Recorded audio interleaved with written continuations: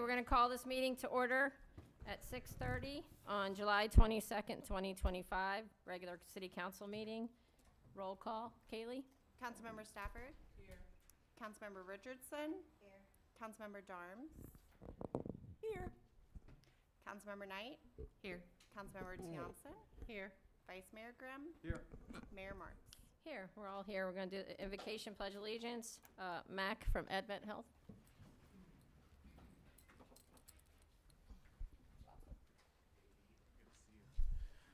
All right, let us pray. Dear Lord, as we are gathered here once again this evening, we thank you for the continue to be committed to compassion. Help all of us to remove the lid on our love so that, Lord, we will overflow with the love that you have for us, for one another. Help us, dear Lord, to be good neighbors to one another, and help us to no longer pass the buck to others, but help us to remember that change starts with each individual. And when we all own it, we will truly be able to make sure this city continues to be a lighthouse. This city will continue to be a place where people will see you shining more than ever through each and every single resident.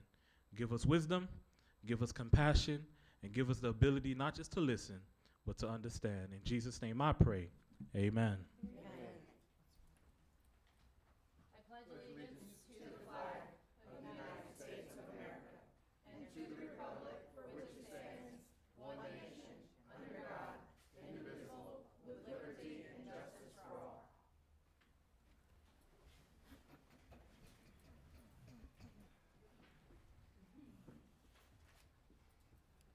Number one, we have absences. We have none.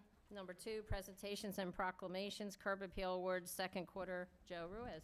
Awesome. Good evening, Mayor, City Council, members of the public. Joe Ruiz, Development Services Director.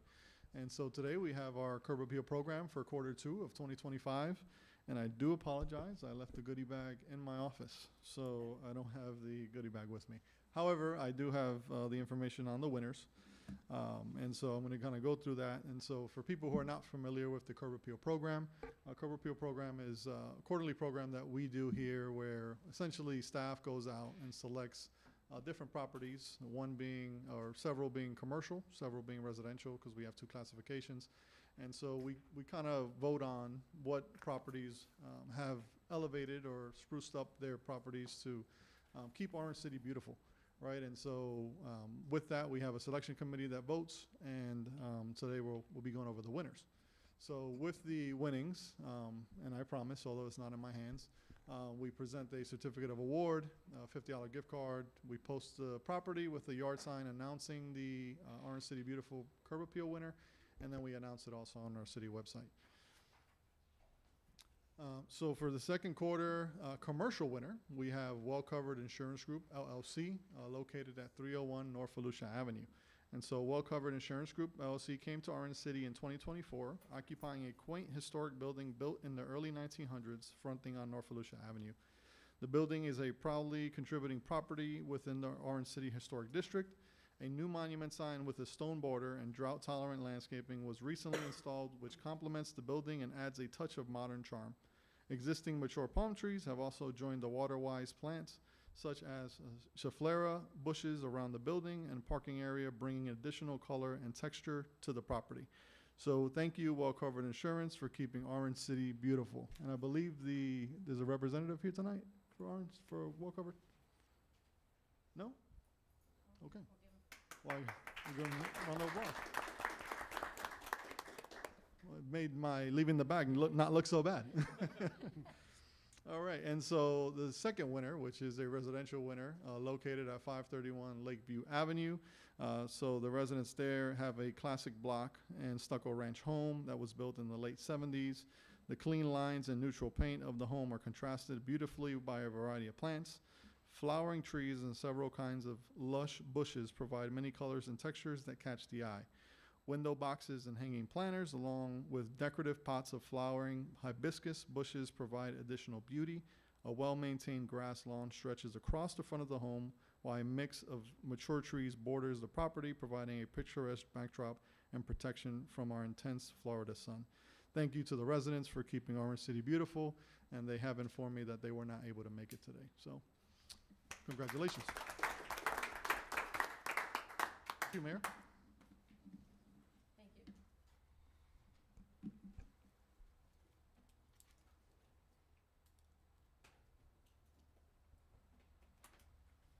Okay, moving on. Citizens' comments, we have one. We're going to hold that until the agenda item.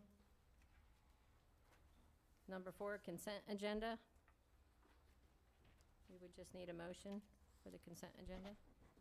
Madam Mayor, I'll make a motion, we accept the consent agenda. We have a motion. We have a second. Kaylee?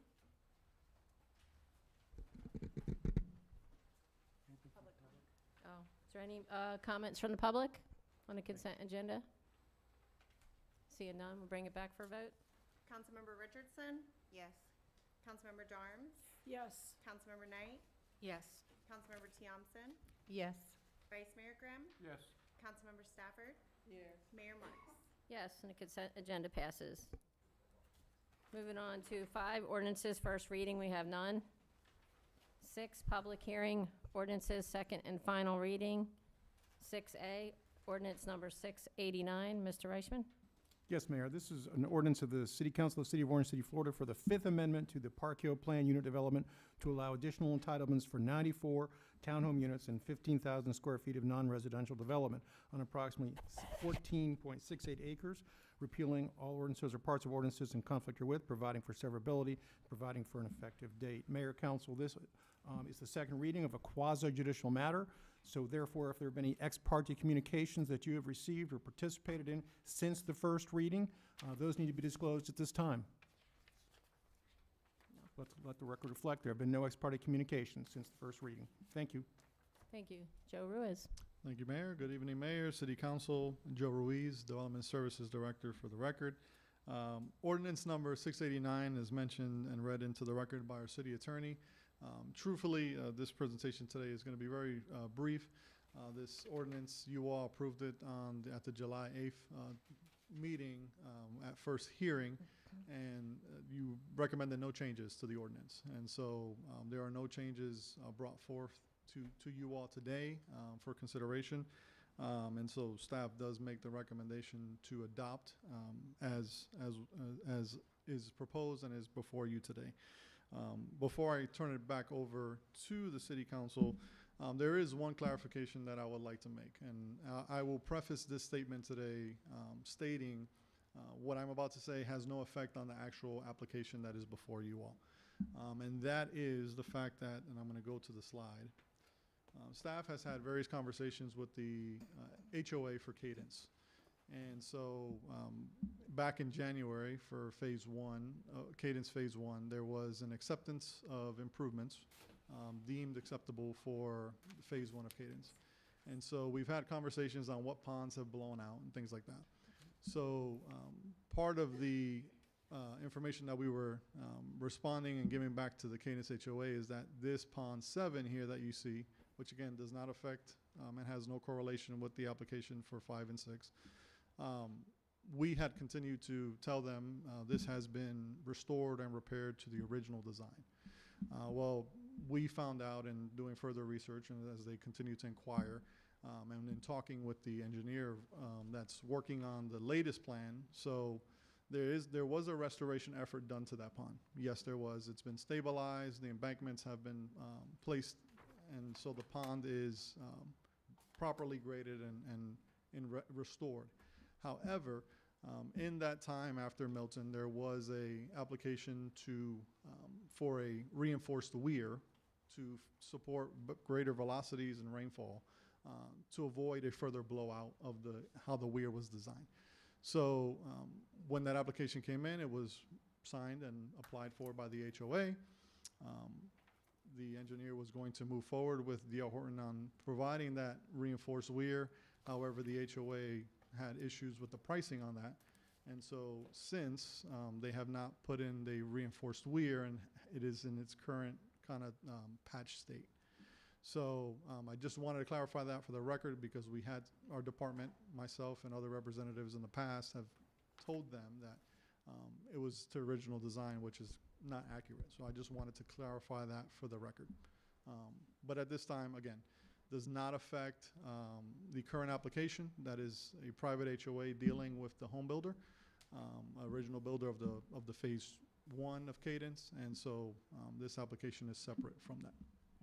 So you're still recommending it even though that Ye- change? Yes, I am, because it doesn't affect this current phase 7 or phase 9. Thank you. Bring it back to council.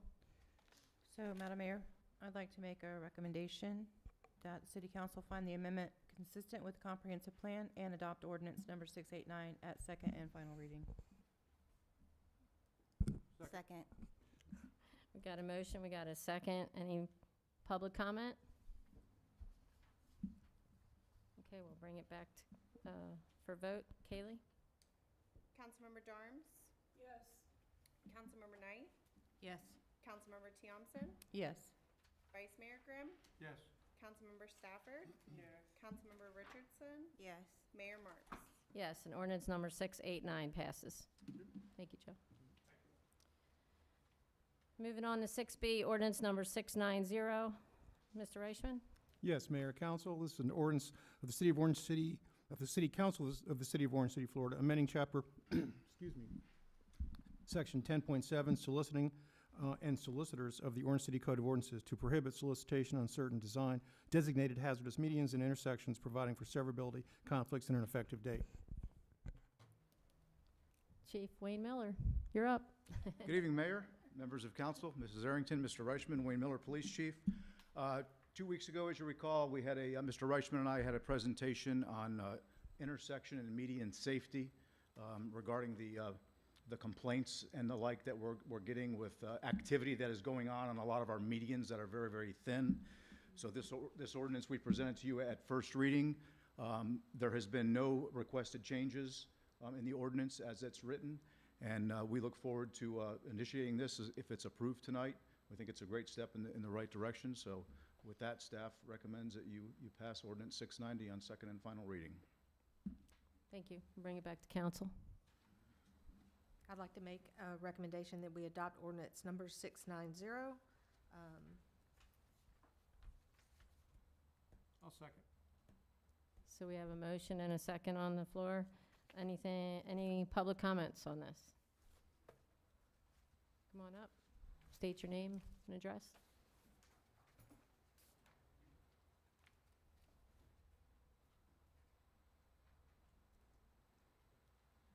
Michael Stradacchio, 475 South Volusia Avenue, Orange City.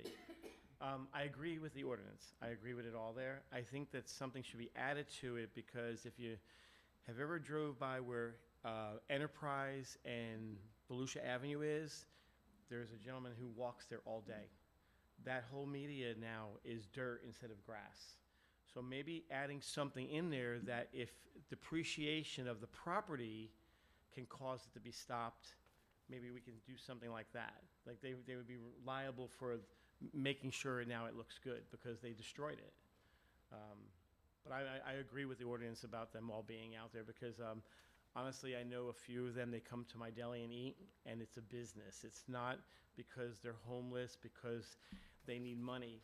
One of the guys, he always has $1,500 to $2,000 in his pocket. And he literally puts certain people at certain corners and takes a percentage. And I know that. It's a business. It's not that they're homeless.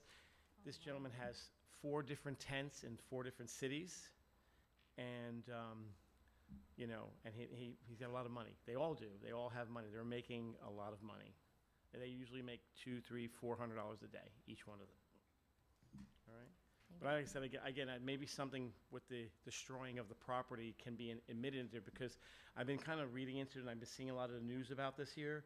And Altamont tried this and it was said unconstitutional because you can't stop somebody from doing the panhandling.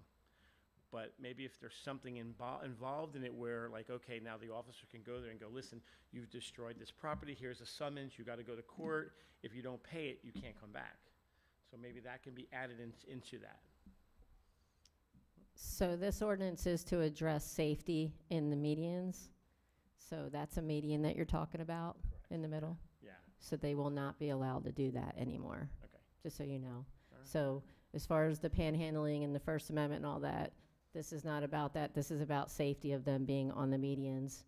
Okay. So they will not be able to collect money on there anymore That would be good. also. But I'm just saying, this is why we're doing this. Okay. Thank you. Perfect. Thank you. Thank you. Anybody else from the public? Okay. This would be for Chief Miller. Obviously, this has just been passed, and they probably don't read this kind of stuff. So as this progresses, will they just be gently advised that they can't do it anymore because Yes. of the property and their safety? Yes, like we do with anything new, Okay. we're gonna get with them. There's a grace period, if you will. Make sure they understand there's a new ordinance that's going to be in place, that we're not prohibiting, their right to free speech. We're just Right.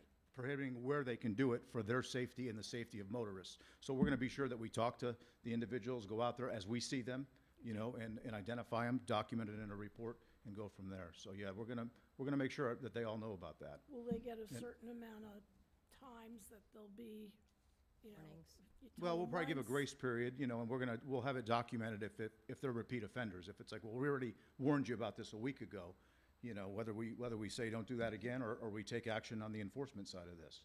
Right. But we're gonna make sure they know about it.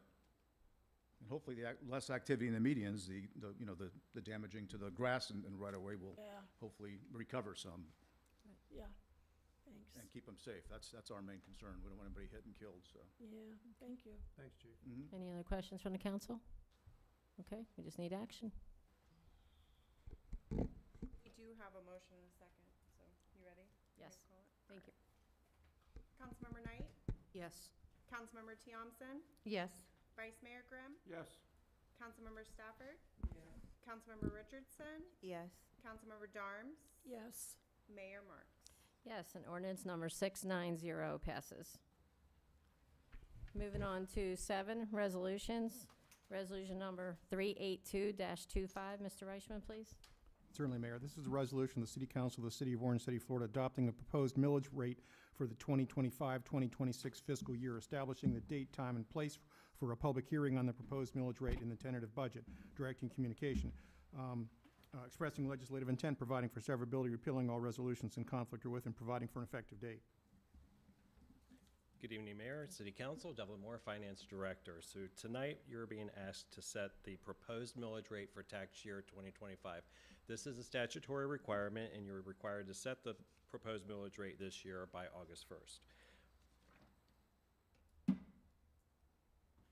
As you'll recall, the proposed millage rate is the maximum rate or cap that you can set during the remainder of your budget process. So whatever you set tonight, as you reach your public hearings in September, you can either go with what you choose this evening, or you can go down. You just can't go above whatever it is that you set.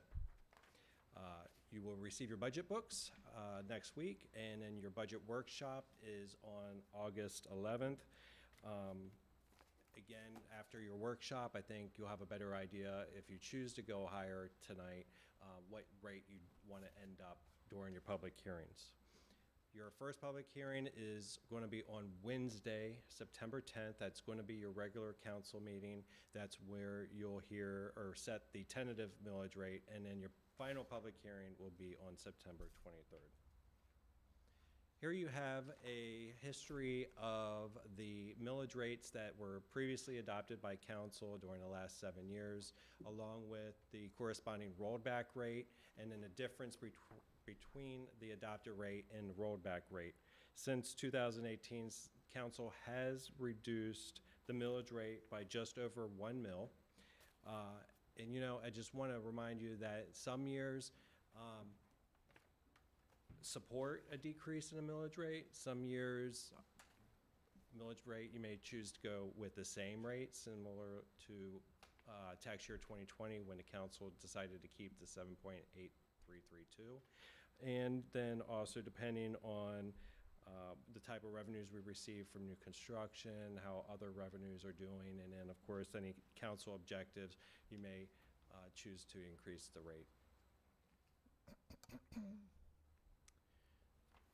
The current millage rate for the tax year 2024 is 6.8691. The rolled back rate for tax year 2025 is 6.5019. The rollback rate is the millage rate that would generate the same amount of revenue received in the prior year, excluding revenue from new construction. So it's basically the net neutral rate.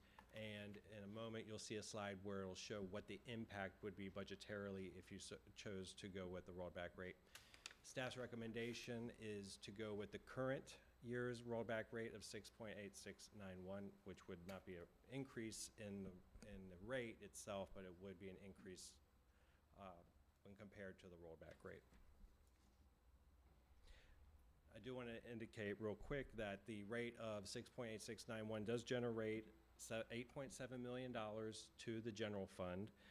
That is $812,000 more than this current year, and it represents about a 10.3% increase. A lot of that is attributed to new construction, as indicated in the last presentation. So here you have a scenario of options, and these aren't the only options you have, but these kind of show you the impact of those options. We're still early in the budget process, and that's why a lot of times City Council will choose to set a proposed millage rate higher than where they want to end up, so that they have some flexibility during the workshop to put in things that they think are warranting something other than what's being proposed by staff. Everything above that orange line would represent an increase in the millage rate, so 1/10 of a mill increase generates about $126,000 additional dollars to the general fund. Each 1/10 decrease is the same. The rolled back rate of 6.5019 would require us to go back to the budget and cut about $465,000. And it's a 5.4% decrease compared to the current proposed rate. Can I ask you a question? Yes, ma'am. So let's just say the 6.9691, 126,000 and change, that's an additional to the 812,000? Yes, ma'am. Okay, just want to make sure. Yeah. So you'll receive your proposed budget. It'll be based on that 6.8691, and then everything above it, if you went up, that's the additional cash that would be brought in. Right. And I'll come back to this when you go to deliberate what rate you would like to pass. And then during the workshop, we'll present this again just to help guide you on where things go. So, and, you know, in the last meeting, we presented the fact that this year was a little more difficult than prior years, that the proposed budget doesn't include much freeboard for other things. So if the council has additional objectives that they need to accomplish, we'd have to either cut, rearrange some things in the current budget, or reduce the millage rate. So that's why staff technically recommends probably something higher than our recommended resolution and the agenda item.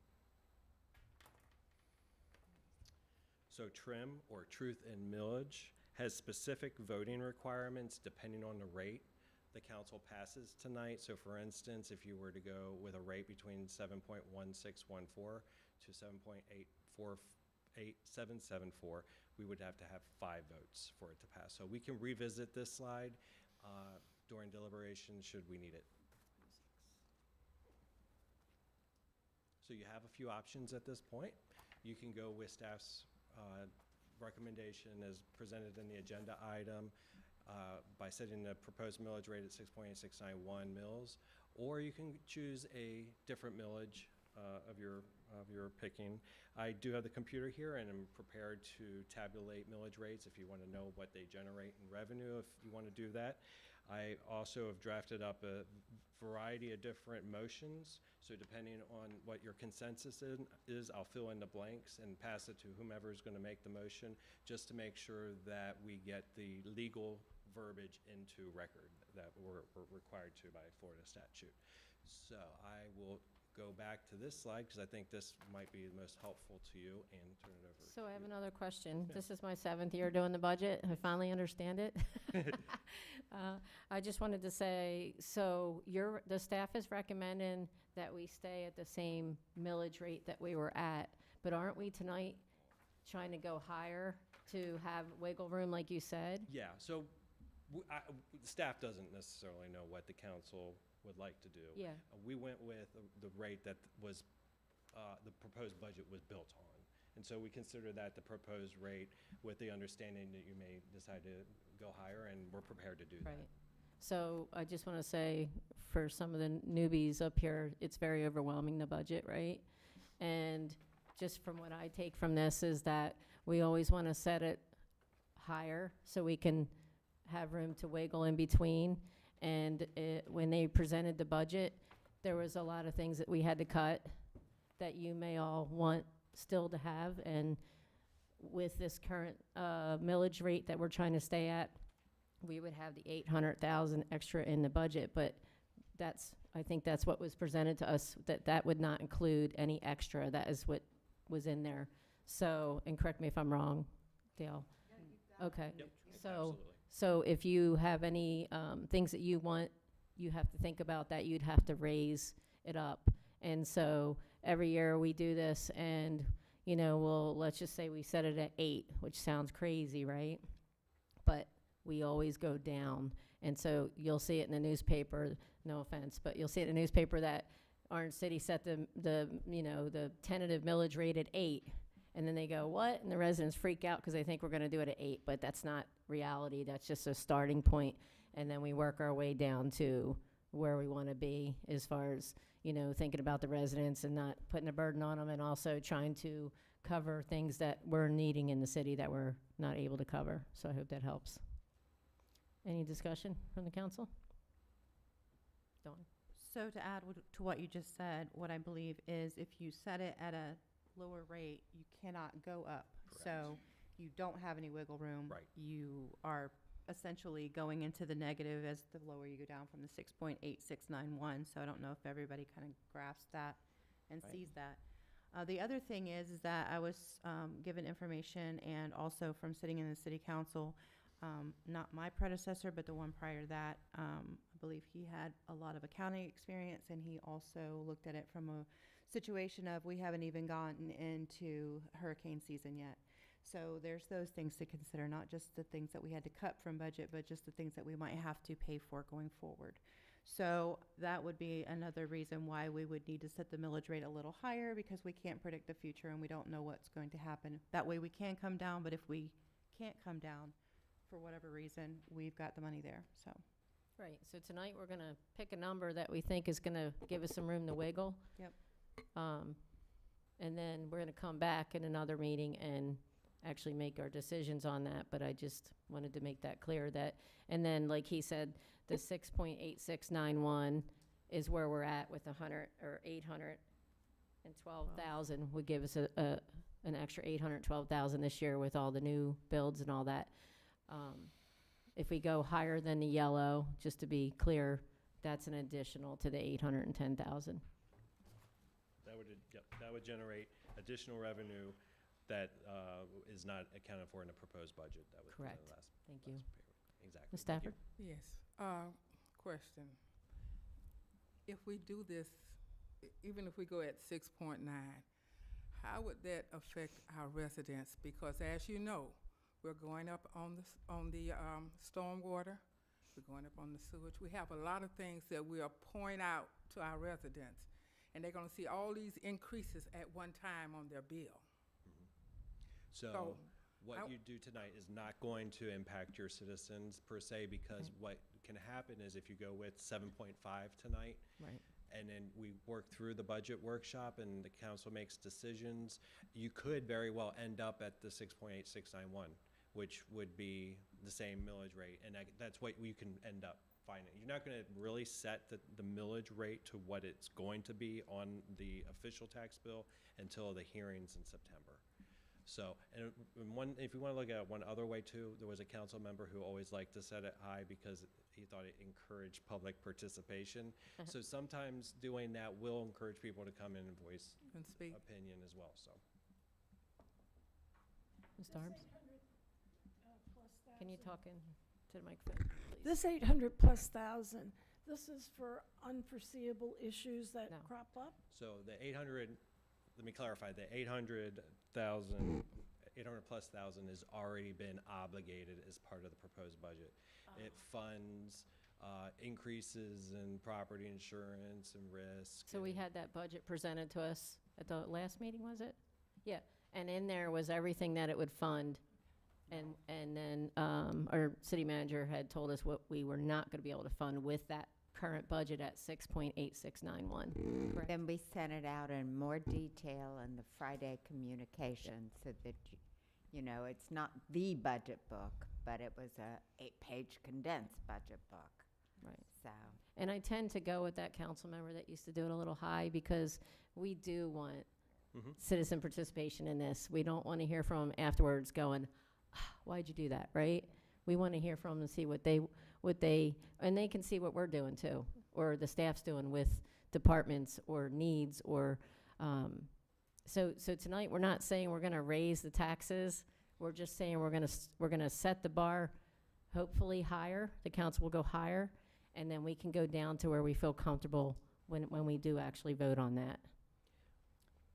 Well, wouldn't it be kind of wise to go up a little bit in the, because we don't know what the future holds. We don't know what will go up, and then that way we're prepared to cover any of those types of costs instead of going, oh no, now what do we do? I mean, I'm prepared to go to 7.5 tonight, just so we have all that room to work down. That's my proposal. I want to hear from the council, but I know one year it was probably 2020 when we had some other things, it was higher, but we did 8. I think we did 8 that one time, and everybody's like, 8, oh my gosh, right? But so looking at this, we've done pretty good with not raising the millage rate, right? Can I look at that chart again? Absolutely. Yeah, so if you look at the chart, we've done pretty good. We actually went down, and which is wonderful. But you also have to understand the rollback rate is what the rollback rate is. We can't control that. So you still have that. So with that being said, anybody else want to make? I'd like to kind of echo what Councilmember Townsend said. We've had some pretty unprecedented hurricanes as of late. We're in hurricane season, so we still have the rest of the season to go. And with all of the weather changes that we're seeing, I mean, even storms lately are producing more lightning and winds, right? We don't know what the future holds. We don't know what the state is going to come down with their mandates as far as budgets and stuff like that go, and how we can collect funds to keep our budget alive. So it's something to think about. So with that being said, the council should definitely think about all that for when you come back, you know, of all these things and how you want it to stand in the end. Tonight, we just need to come up with a rate to start at, and hopefully much higher so that we can have room to wiggle. Does anybody else want to propose another rate? I like 7.8. Anybody else? Devlin, can you go back to the other slide, please? And just to give you an idea of what the two rates that have been thrown out so far produce, a rate of 7.5 would generate an additional $798,000, and a rate of 7.8 would generate just under $1.2 million in additional revenue. Okay. But Go ahead. But if we go with that rate, okay, I know we're saying wiggle it down and everything, but if we go with that rate, how would that rate, the 7.8, 7.5, affect our residents? It won't affect them right now. It's just it's a starting point. Go ahead, Dale. So Mayor Marks is absolutely correct. It's the starting point. And this is what we will tell residents that you have set as the cap, the highest level that could ever be put on their tax bill. After you adopt this, we do our budget one-on-ones with each of you. We come to a budget workshop, which I think is August 10th or 11th. Yep. Then you go into your hearings. At your hearings, you hear from all the residents, and it's at that hearing that you make your decision as to what your actual tax will be. And it can be no higher than the number you set tonight. So tonight, all you're setting is your cap, and you can go down. It doesn't mean you're going to stay with that cap. So if, for example, 1,000 people came and said, please, don't put 7.8 on us, you adjust that. And I don't think in the 7 years that I'm up here, we've never stayed high. We've always went down tremendously, to be honest with you. It's just a start to have that, you know, but I wanted to make that clear. I don't want the residents that, like you were asking, we don't want them to think that we're going there. We're going to start there. Doesn't mean we're going to end there, and that's up to the council where we want to go. So we have 7.5, 7.8. Anybody else? I'm good with 7.8. Okay. Good with 7.8. So we just would need a motion if that's what we're going to. Same amount of votes. So, sorry. If that's what you'd like to try, then I will fill out this paper and hand it to whoever would like to make the motion. Okay, thank you. So I'm hearing 7.8. All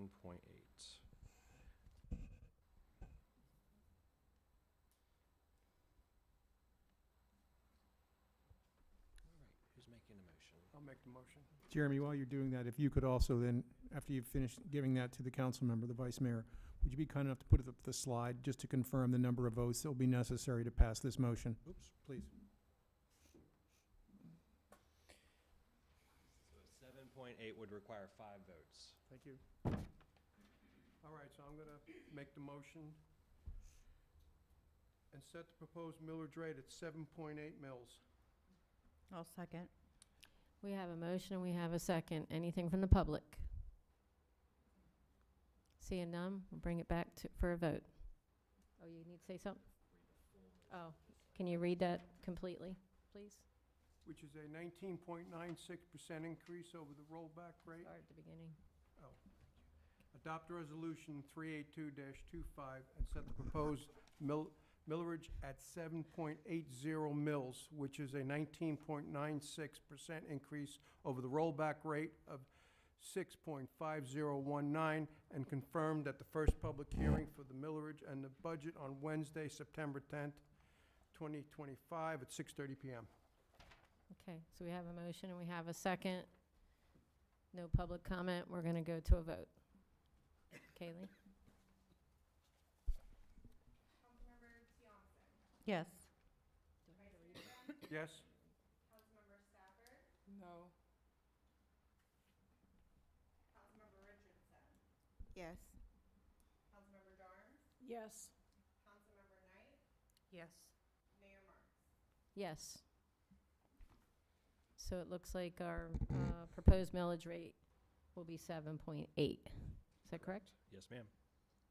Thank you. And that's with 6 yeses and 1 no, I believe, right? Yes. Okay, thank you. All right, moving on here.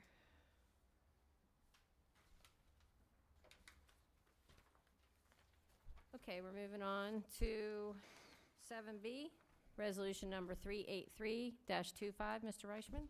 Yes, Mayor, Council. This is a resolution of the City Council of the City of Orange City, Florida, relating to the provision of stormwater management services in the incorporated area of Orange City, Florida, providing purpose definitions, interpretation, and certain legislative findings, creating the stormwater service area and stormwater utility, estimating the cost of stormwater management services provided by the city's stormwater utility, determining that certain real property will be benefited thereby, establishing the method of assessing the cost of stormwater management services against the real property that will be benefited thereby, directing the city manager to prepare or direct the preparation of the initial stormwater assessment roll based upon the methodology set forth in this ordinance, establishing a public hearing and the proposed stormwater service assessments, and directing the provision of notice in connection therewith, providing for adjustment of E-bus, providing for mitigation credits, providing for conflicts, providing for severability, and providing for an effective date.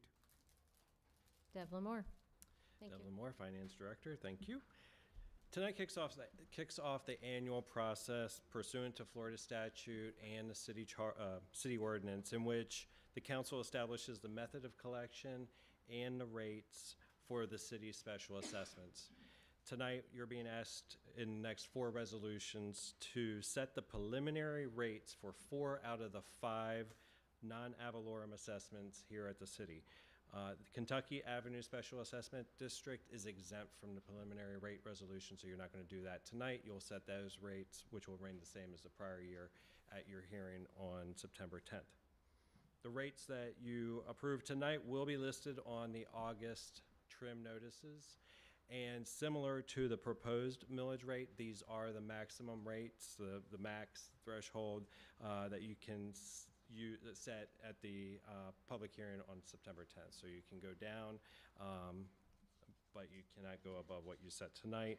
I will say that the many of the rates that are in this, well, all the rates in this are essential to maintain these special assessments, and I'll point out the reasons why here as we go through. So I'll kick off with the stormwater assessment, as Mr. Reichman read into record. The 2024 annual assessment for the stormwater was $16.50 per EBU, or equivalent benefit unit.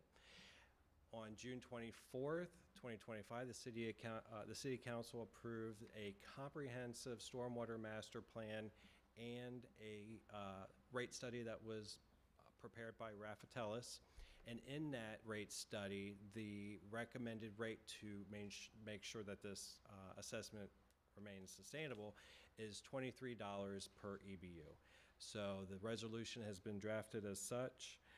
The trim notice will serve as the required first-class notice to all citizens, and that will be mailed out in August. So staff's recommendation is to approve resolution number 383-25, adopting the amended and restated initial assessment rate resolution for stormwater assessment. Resolution, my verbiage is weird there. Stormwater assessment for tax year 2025. Okay. Council, any comments? No? Any public comments? Okay, we're going to come back for some action. Madam Mayor, I'd like to make a motion to approve resolution number 383-25, adopting the amended and restated initial assessment rate resolution for fiscal year 25-26, tax year 2025, stormwater service assessment. Second. We have a motion, we have a second. Kaylee? I already did. Yep, thanks. Vice Mayor Grimm? Yes. Councilmember Stafford? Yes. Councilmember Richardson? Yes. Councilmember Darms? Yes. Councilmember Knight? Yes. Councilmember Tiamson? Yes. Mayor Marks? Yes, and resolution number 383-25 passes. Going on to 7C, resolution number 384-25. Mr. Reichman, please. Yes, Mayor. This is a resolution of the City Council of the City of Orange City, Florida, relating to the collection and disposal of solid waste in the incorporated areas of Orange City, Florida, describing the method of assessing solid waste cost against assessed property located within the City of Orange City, Florida, determining the solid waste cost in the initial solid waste service assessments, directing the preparation of an assessment roll, authorizing a public hearing, and directing the provision of notice thereof, repealing all resolutions or parts of resolutions in conflict herewith, providing for severability, and providing for an effective date. Devlin Moore, Finance Director. So we're talking about the solid waste assessment now, and the current 2024 tax roll was $198.15 annually. On July 8th, at the last council meeting, the City Council approved a new franchise agreement with Waste Pro. The contract rate for the first year with Waste Pro is $206.16 a parcel. That's a 13.32% increase compared to GFL's current rate.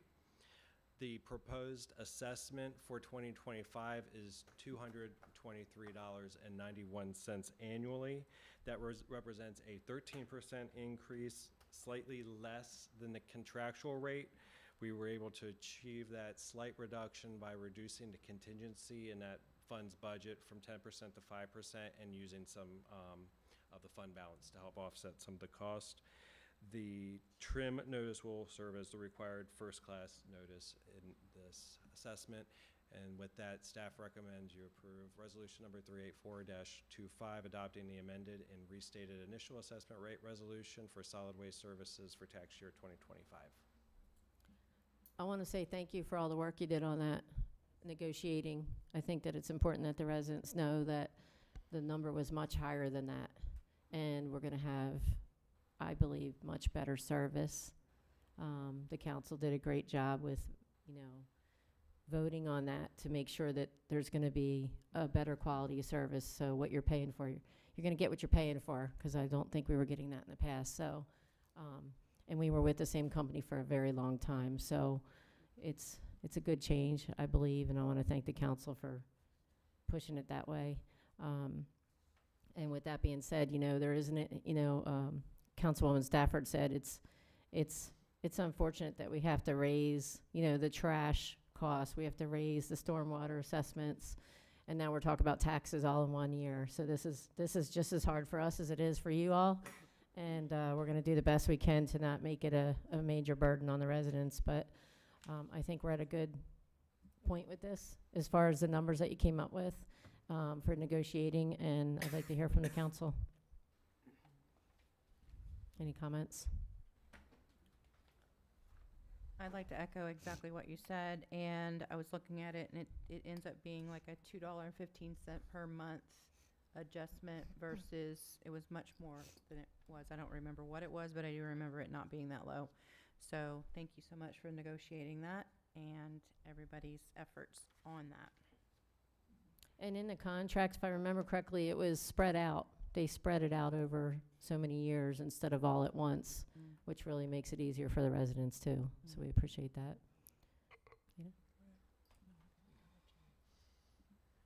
Okay, yes, it Staff. is. We appreciate all the efforts and all the work that the staff has done. But I'm still, my major concern, and I understand what you're saying, this is gonna be part of it. We know that we're increasing the taxes on our garbage, I mean, we're increasing it on the, stormwater. But what if, when we get back, I know we set it at 7.8 proposed, a 7.8 proposed tax. But what if, when we go back, we have, instead of the 6.8, we have to go up to like a 7.4. That's another increase on our taxpayers in the millage rate as well.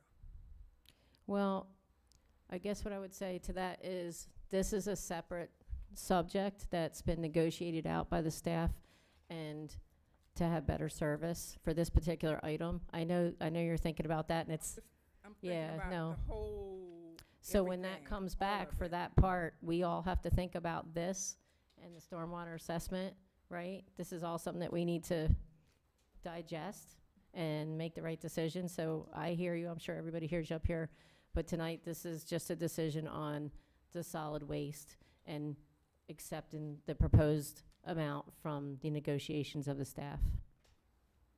I understand that very well. Yeah. But my major concern is, what will the people feel at the end of everything? We know we're gonna increase solid waste, we know we're gonna increase stormwater. We know that. But when we go with another increase in millage rate, I know, this is solid. Yeah, This and is- we don't know what we're gonna go with for that. That was just a, I can never say that word, preliminary. So I wouldn't stress out too much yet. We'll work on that when that comes back. These are different items, so I think we just need to move forward on these items, and then when that comes back, we hear you loud and clear, like, we'll be thinking about that, I think, so. Anything Madam else? Mayor, I think it's, another way to look at this is about flexibility. On this particular item, City Council has less flexibility as Right. far as setting a rate, because this rate is working to pay the amount that is necessary to satisfy the obligation that the contract that the city entered into with your new provider. So it's more of it's just a simple calculus, it's a simple formula. Obviously, that you don't have those limitations. You have some flexibility with consequences, but flexibility when you come back on September 10th and set your final ad valorem rate. This one's just a little bit different because there's been steps, actions taken by this council that is entering into an agreement with Waste Pro, and that this amount that's set forth here is to support that prior decision. That's how I would describe it from a practical standpoint and a legal standpoint. And it's $2 a month. You can't even buy a cup of coffee for that, and you're gonna get your trash picked up. You're gonna get 2 men in a truck.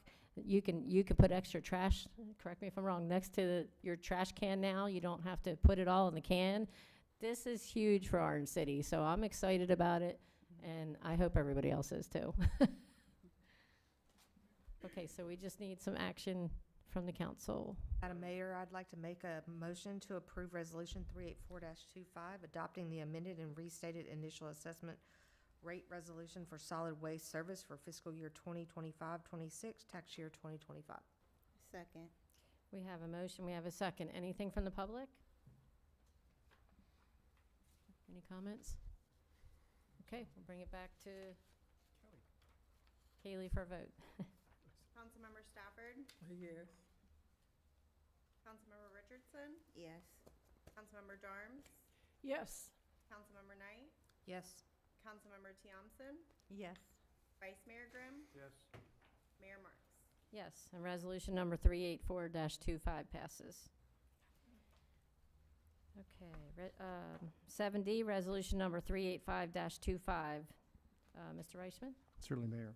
It's a resolution of the City Council of the City of Orange City, Florida, relating to the provision of street lighting services, facilities, and programs throughout the Briarwood South Street Lighting Assessment Area, estimating the cost of street lighting services, facilities, and programs to be assessed for the fiscal year commencing October 1, 2025, directing the city manager to prepare or direct the preparation of an updated street lighting assessment roll, authorizing a public hearing, and directing the provision of notice in connection thereof, repealing all resolutions or parts of resolutions in conflict herewith, providing for severability, and providing an effective date.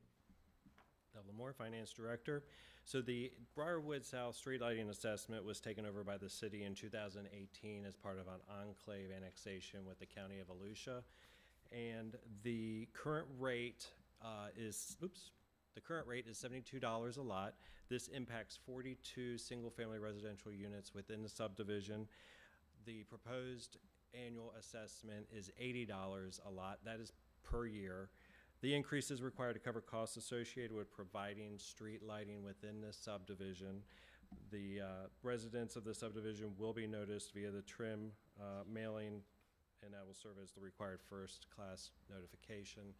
With that, staff recommends Resolution 385-25 be approved, adopting a preliminary rate for Briarwood South lighting assessment for tax year 2025. Any discussion from the council? Just want to point out the increase is an annual increase. If you think it makes it a little easier to look at when you look at it that way. And it's just to cover our costs, I believe, right? As Absolutely, far we do not make, profit or anything on this.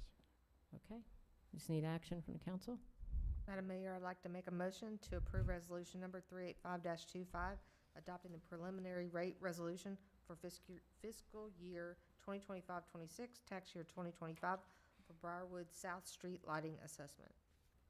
I'll second. We have a motion, we have a second. Any public comment? Seeing none, we'll bring it back to Kaylee for a vote. Councilmember Richardson, Yes. Councilmember Jarms, Yes. Councilmember Knight, Yes. Councilmember Thompson, Yes. Vice Mayor Grimm, Yes. Councilmember Stafford, Yes. Mayor Marks. Yes, and resolution number 385-25 passes. Moving on to 7E, resolution number 386-25. Mr. Reichman, please. Yes, Mayor. This is a resolution of the City Council of the City of Orange City, Florida, relating to the provision of street lighting services, facilities, and programs throughout the Shadow Ridge Street Lighting Assessment Area, estimating the cost of street lighting services, facilities, and programs to be assessed for the fiscal year commencing October 1, 2025, directing the city manager to prepare or direct the preparation of an updated street lighting assessment roll, authorizing a public hearing and directing the provision of notice in connection thereof, repealing all resolutions or parts of resolutions in conflict herewith, providing for severability, and providing an effective date. Devlin Moore, Finance Director. This is the last one, Mr. Reichman, and you don't have to read any more of That's a those lot of titles in. So the Shadow Ridge Street Lighting Assessment was established in 2017 when the property owner petitioned the city to create this district. The current rate is $155 a lot. That's annual. The proposed rate is the same. No increases proposed for this. The utility costs have not increased as much for this subdivision as they have for Briarwood. And just to point out a couple things, so this subdivision has 79 single-family residential units. They have upgraded lighting compared to Briarwood. They have more houses. There's a difference in number of street lights, so that's why there's a difference in the pricing. So with that, staff recommends that you approve Resolution 38675, adopting the preliminary rate for the Shadow Ridge Street Lighting Assessment for tax year 2025. Thank you. Any discussion from the council? So this is in my district, District 3, and we did have an increase, I think it was last year or Yes, the you year did. before, right? Yes, ma'am. So the fact that it's not increasing, we are very happy about that. So we're all saving our bucks there. So I think that it's, we should just go make a motion. I don't have anything else to say. Mr. Reichman, does she need to recuse because she? No. Okay, just want to make sure. She Okay. does not have a voting conflict. Okay, thank you. Go ahead. Anybody else? I can make the motion. Go ahead. Madam Mayor, I'll make a motion to accept Resolution 386-25, adopting the preliminary rate for the Shadow Ridge Street Lighting Assessment for tax year 2025. A second? We have a motion, we have a second. Any public comments? Seeing none, we'll bring it back to Kaylee for a vote. Councilmember Darms? Yes. Councilmember Knight? Yes. Councilmember Tiongson? Yes. Vice Mayor Grimm? Yes. Councilmember Stafford? Yes. Councilmember Richardson? Yes. Mayor Marks? Yes, and resolution number 386-25 passes. Okay, we're moving on to discussions and action. It's cut off. Okay, well, we're going to move on to the special event application 06254182 for a weekly Saturday farmers market at 300 South Volusia Avenue for a duration of 17 consecutive weeks. Dale Arrington, do you mind coming up to the podium since you're presenting? Please. No problem. Give me a second. I figure since we're on camera, we want to see your pretty face on there. So I'm actually having some technical difficulties with the lectern camera currently that Matt and I are unable to figure out. There's a line, a black line So it's not through working? this camera. So you didn't have to Not get- currently, no. So you didn't have to get up. I'm here. Okay, hi. So, Thank hi. you. Good seeing you all. My name is Dale Arrington. I'm the city manager. I'll be presenting this request to you. The application was filed by Mr. Jason Hurwitz of Specialty Pop-Up Events. He received copies of prior applications that we had operated under, and we reviewed his request in accordance with those prior applications because the event seemed to run smoothly from the staff point of view. So I do want to point out that this is for a use of property on an existing hotel site, and that normally we would not be allowing a farmer's market on that hotel site. So what you are doing today is approving a special event which would not normally be allowed underneath our zoning code. We do not allow farmers markets at hotels, just like we do not allow circuses at the Fancy Fruit. So this is the process that you follow to do something that is not allowed within our zoning ordinance. I'm just pointing that out for the record so that you understand why you're considering a special event application. Because of that, we take these applications in and we pass them through a full staff review to see if they are compatible with the existing neighborhood and to make sure that they can operate without causing any adverse effects on what's going on in the normal neighborhood. This particular application, if you read your staff report carefully, says that there's 5 conditions that still remain under technical review.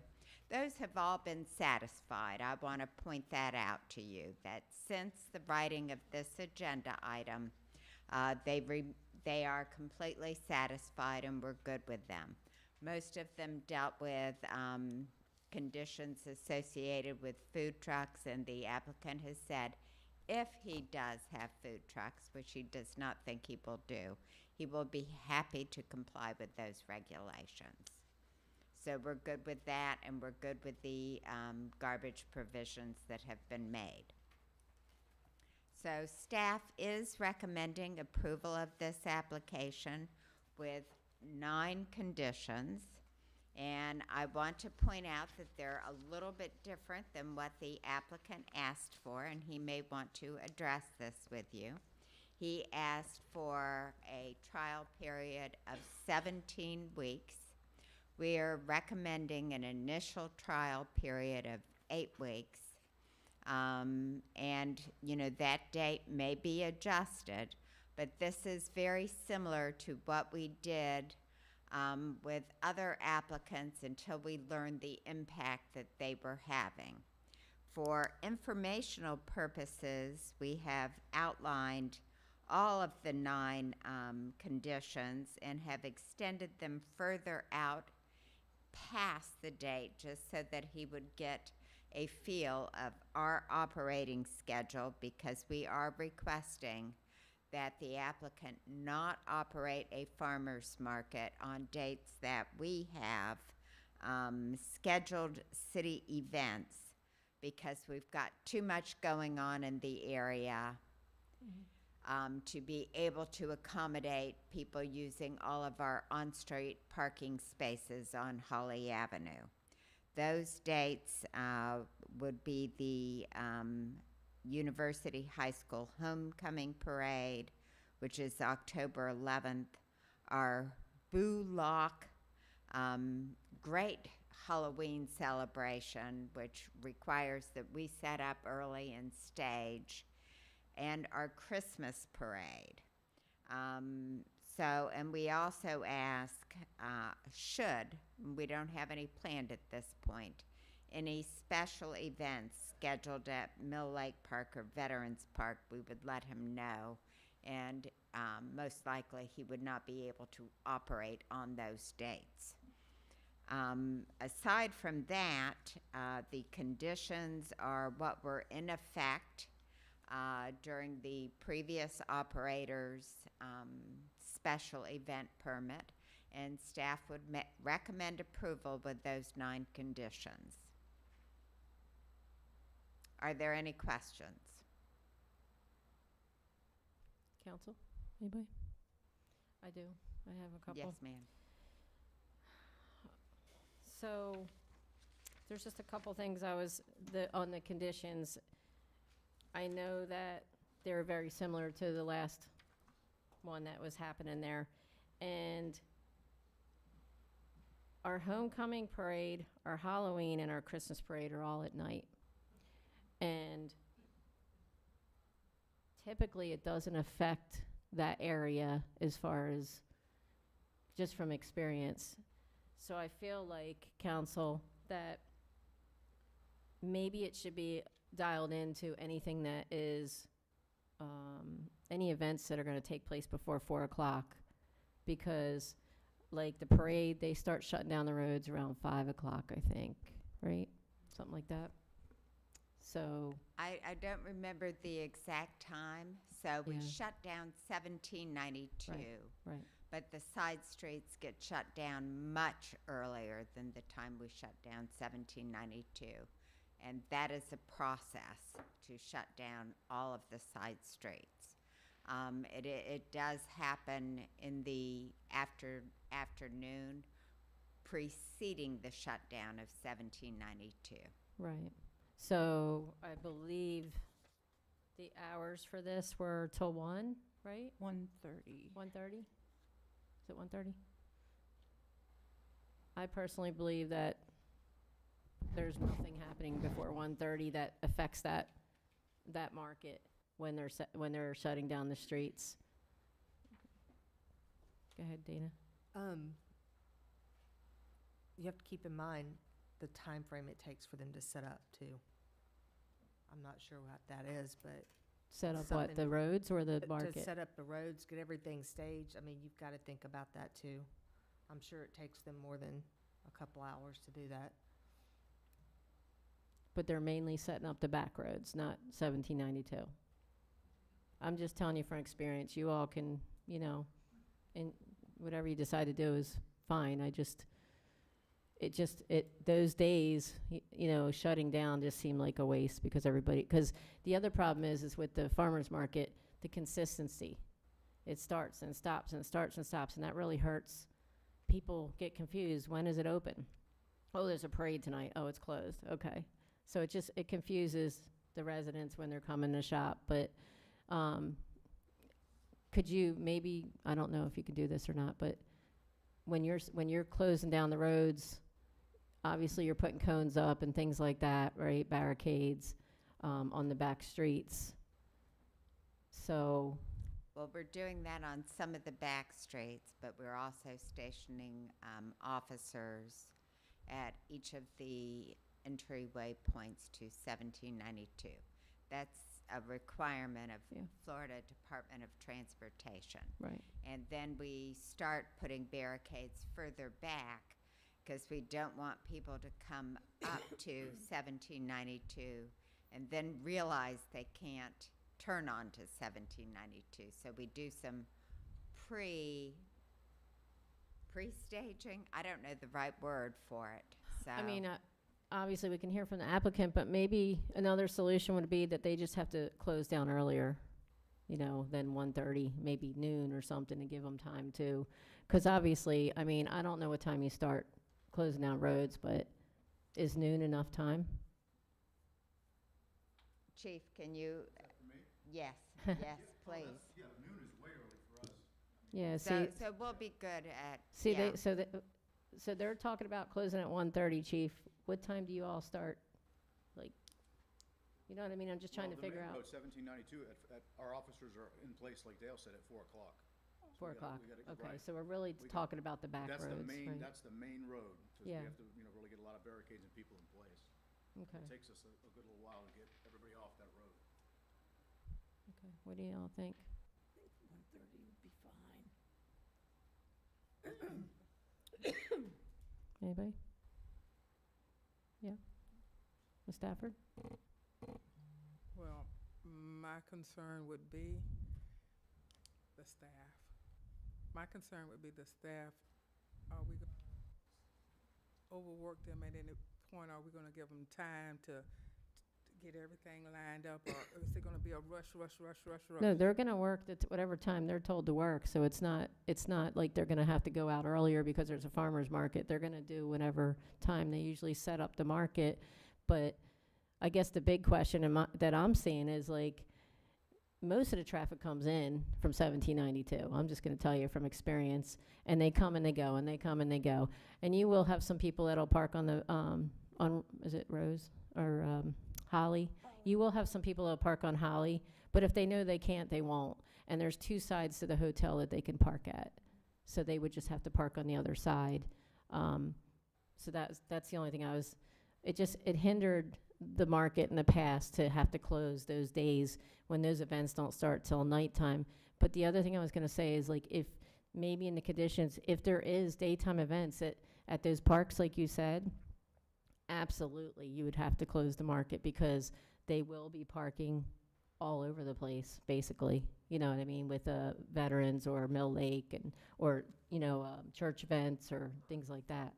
So, if it's a larger event, but these events are all in the evening. So that's why I brought it up, was that I think, like, the evening events don't affect the market as much because it's starting so early. And it may take an hour for the vendors to set up, but when that market's over, they're out of there so quick.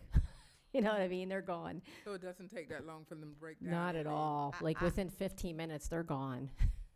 So I think noon would be fine, you know, and I think we could work with the applicant on that, you know, so you could reword this to say, you know, the farmers market and staff will work out operating times for those days, and including any days in which we have daytime sponsored events.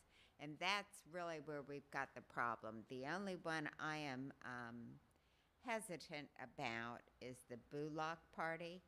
And I've got to say that is because too many of our vendors come in too early sometimes, and we are dealing with that's one of our biggest events, and it's done at a public park on public roadways, and we do wind up having to shut and stage on the roadways and in the parking spaces when we're not ready to close the roads to accommodate our vendors who are early arrivals. What time is early arrivals? Like 3 o'clock? Yeah, who knows when they get there? Because that's what I'm saying. They're out of there by 1:45 at the latest. That's all I'm saying is that he work with us on this, and I can get back with staff and find out what our plan is. So I want to say yes, we are in full swing and are completely set up to go. Generally, by the time I get off work for the Halloween. So I know we are setting up starting like around 2, if not earlier. And we use the on-street parking places to stage until we're ready to shut down Graves Avenue, where food trucks and all can hang out until it's time to move them into the closed street. I mean, I recommend 12 o'clock for those special, if the applicant's okay with that. And I think it's a good, I think we little can earlier work for with those that. special days, but not totally cancel it. That way, they keep their momentum going for the market. Can we hear from the applicant? Come on up. Thank you. Madam Mayor, thank you. City Council. I completely agree on the 12 o'clock time, just to jump right into that. I am here not to change what the mayor started and was running and doing a phenomenal job with as the farmers market. We just feel from all the phone calls and responses we've received with our DeBerry markets and our DeLand markets from residents of Orange City that they gravely miss it. And I'm here today to say all I want to do is bring it back for the city of Orange City and do something great. And when Bullock and Halloween, I want to help. I want to be the event coordinator that helps tie off the streets with the police commissioner and do all those things, because that's what we're good at, the tremendous events. This farmer's market at the hotel location is all the mayor, but due to time constraints and work and activity, I want to do it. And I just want to bring it back for the city. Not having food trucks is just an accountability issue for us. Maybe a food truck once in a while, if need be. If the consumer asks for someone, sure, we'll bring somebody in, but they will apply by the rules of Orange City being approved, fire marshal, police marshal, truck inspected, and all that. So 12 o'clock, without a doubt, on those days is great. Not interfering with the consistency is crucial as well, as the mayor said, because these vendors are very fickle. We care about everything that we're discussing today. They don't. They want a consistent weekly market, and the consumer that doesn't find them on a certain day is fickle as well and will go to the produce market and get produce somewhere else and stop coming. So I'm in completely agreement to work together to change those hours, and at any point, whether a larger event comes in, I would love to share and be a part of it and use our experience to support the city in that way, because we do a great job with the tremendous events and with the food trucks. I just have this vision to bring back what the mayor brought to the city, to bring back something socially, culturally needed in the city of Orange City, because we're in DeBary and we're in DeLand. Why is there a hole in the middle? I want the city of Orange City to have one as well. So I thank you very much for the time tonight, and I look forward to you guys approving. Are you gonna have produce? We are gonna have lots of produce, Wanna- 4 or 5 tents of produce, fresh honey, fresh eggs, then a lot of local crafters as well. A lot of locals that live in this area that come join us at other markets are already here. They're just begging for a place to be safe, run by the city per se, with us together as the operator. So yeah, it's gonna be full scale. I have a question. Go That's okay. So on the days that you would possibly be closing up early, is there any way that you could open up that much earlier? Without a too? doubt, via So- social media, we would put that out on our site. The vendors would know going into that week. We hands-on operate each week, open to close. Right. We take away the garbage in our truck. So we're there with those vendors, and like the mayor said, by 12 o'clock, they're out of there by 12:15, by 1:30, 1:45. Even though it takes them longer to set up, they start breaking down pretty quickly.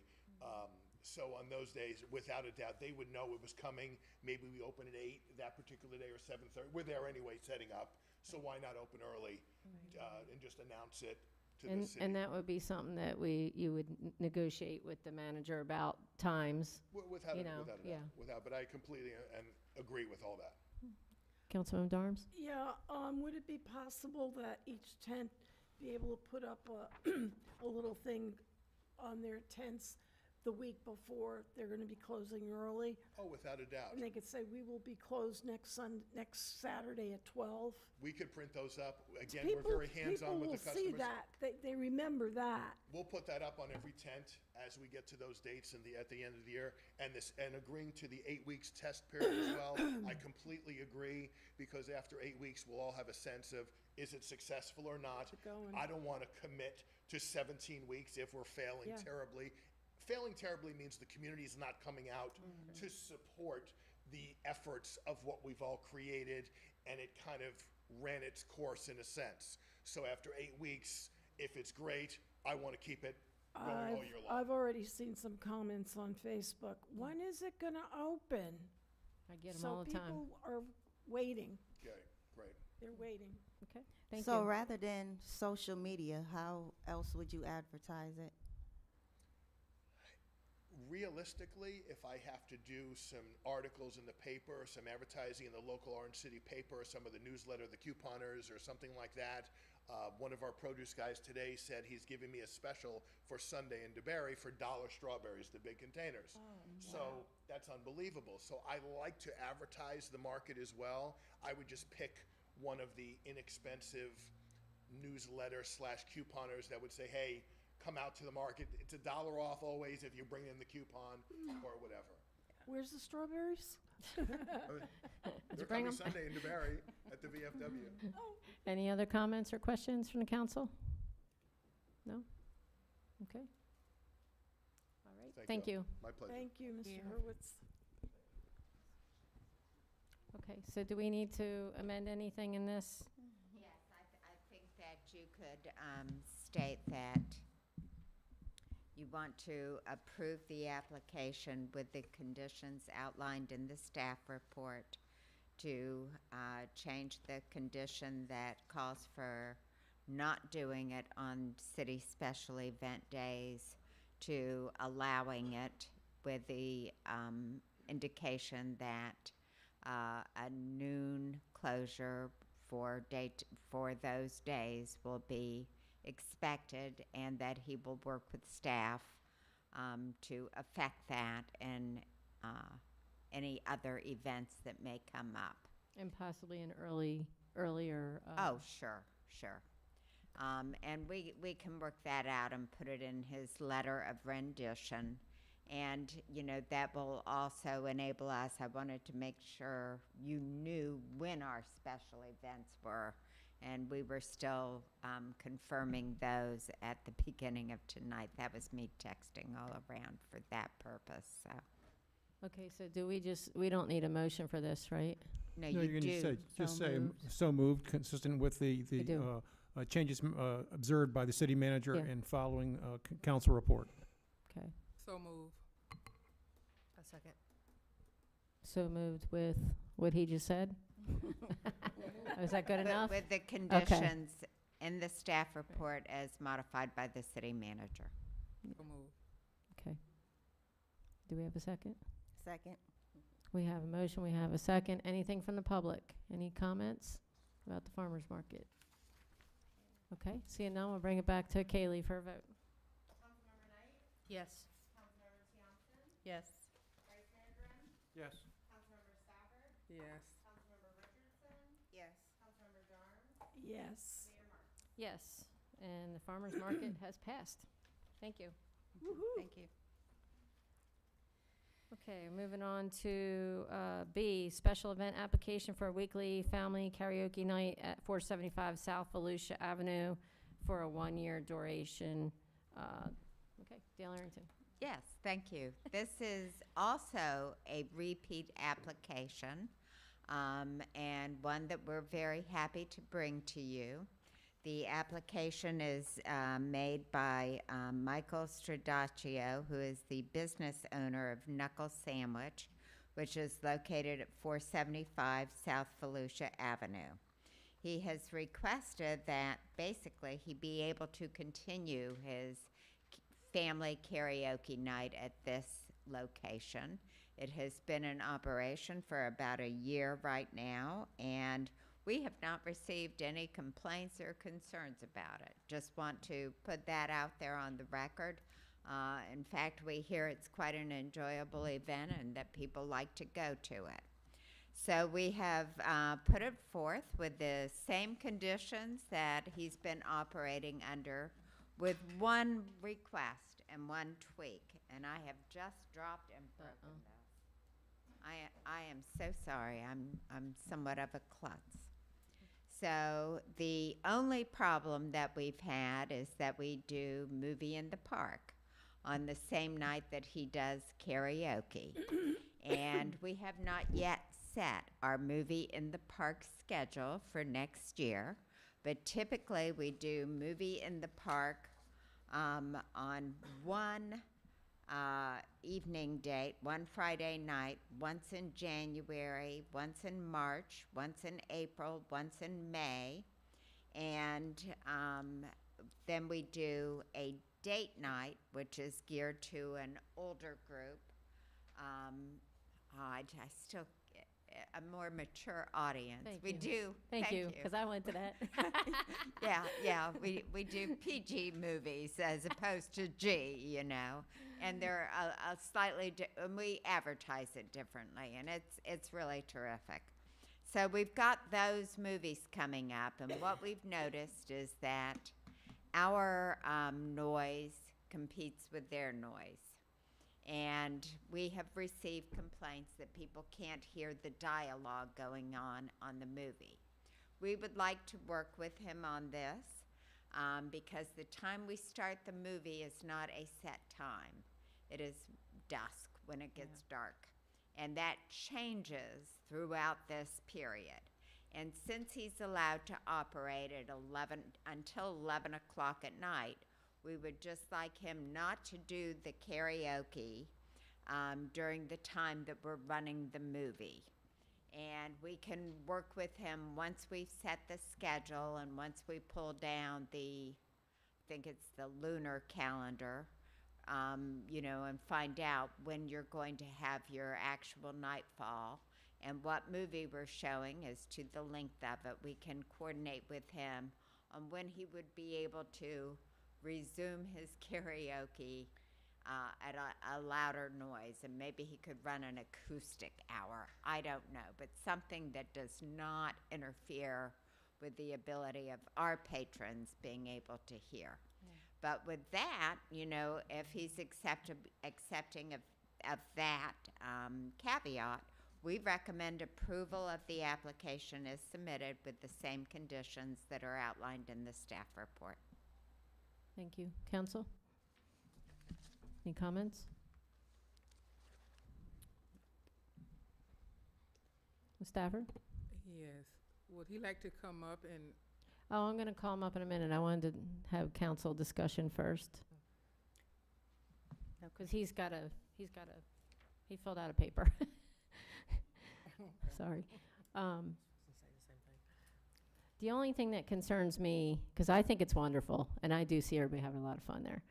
The only thing that concerns me is that you can hear it when the movie's going on. So when you come up, we're going to ask you a couple questions, of course, but you know, one of my questions was, what time does it start, the karaoke? And then the movie starts at dusk.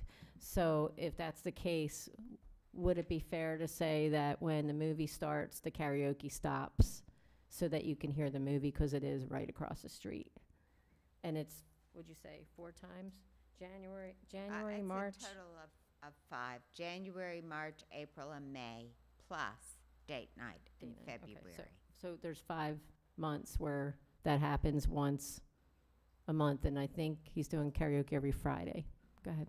I have a question regarding the date night in February. Is that one going to be held at Mill Lake because of the PG, and that park is open for children to play in? So that's kind of a, I don't know. Well, we have it normally at Mill Lake Park. Right. We like that. Yes. We want to have the others at Veterans. Right. But you can still hear it in Mill Lake. Oh, you can, okay. Yes, so.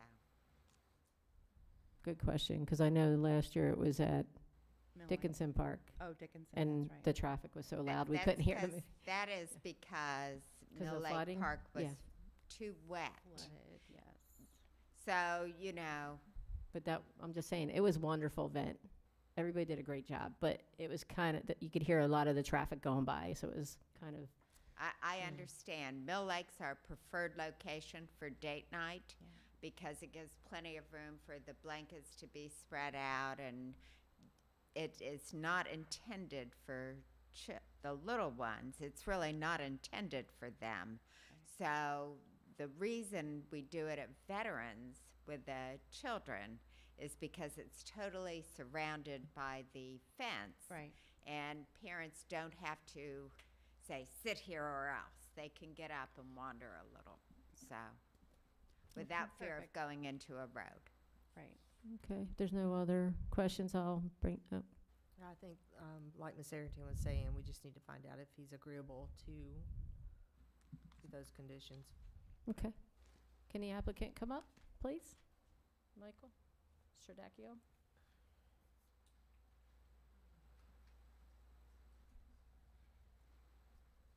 You can just state your name and address for the record again.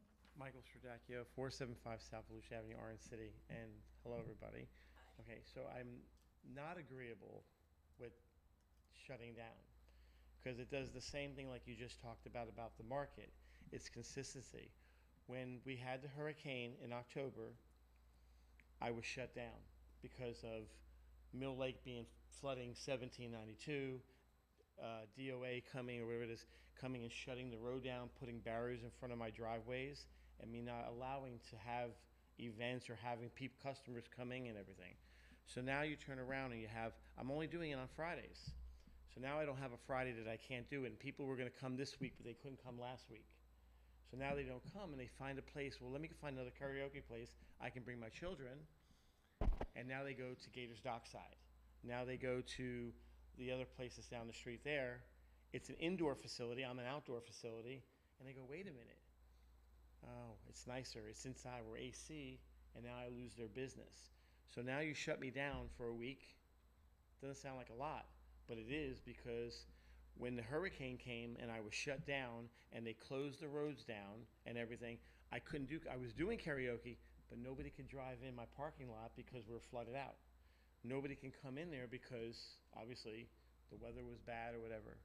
So now I lost all those people. I literally had 45, 55, 65 people on a Friday night, place packed, tons of kids, giving out free ice cream, and kids are singing and having a good time. What can I do? Well, I can turn the music down. That can be a suggestion. But to shut me down on a Friday when that's my busiest night, and now you're taking all that away, and that's a lot of revenue. Council, anybody?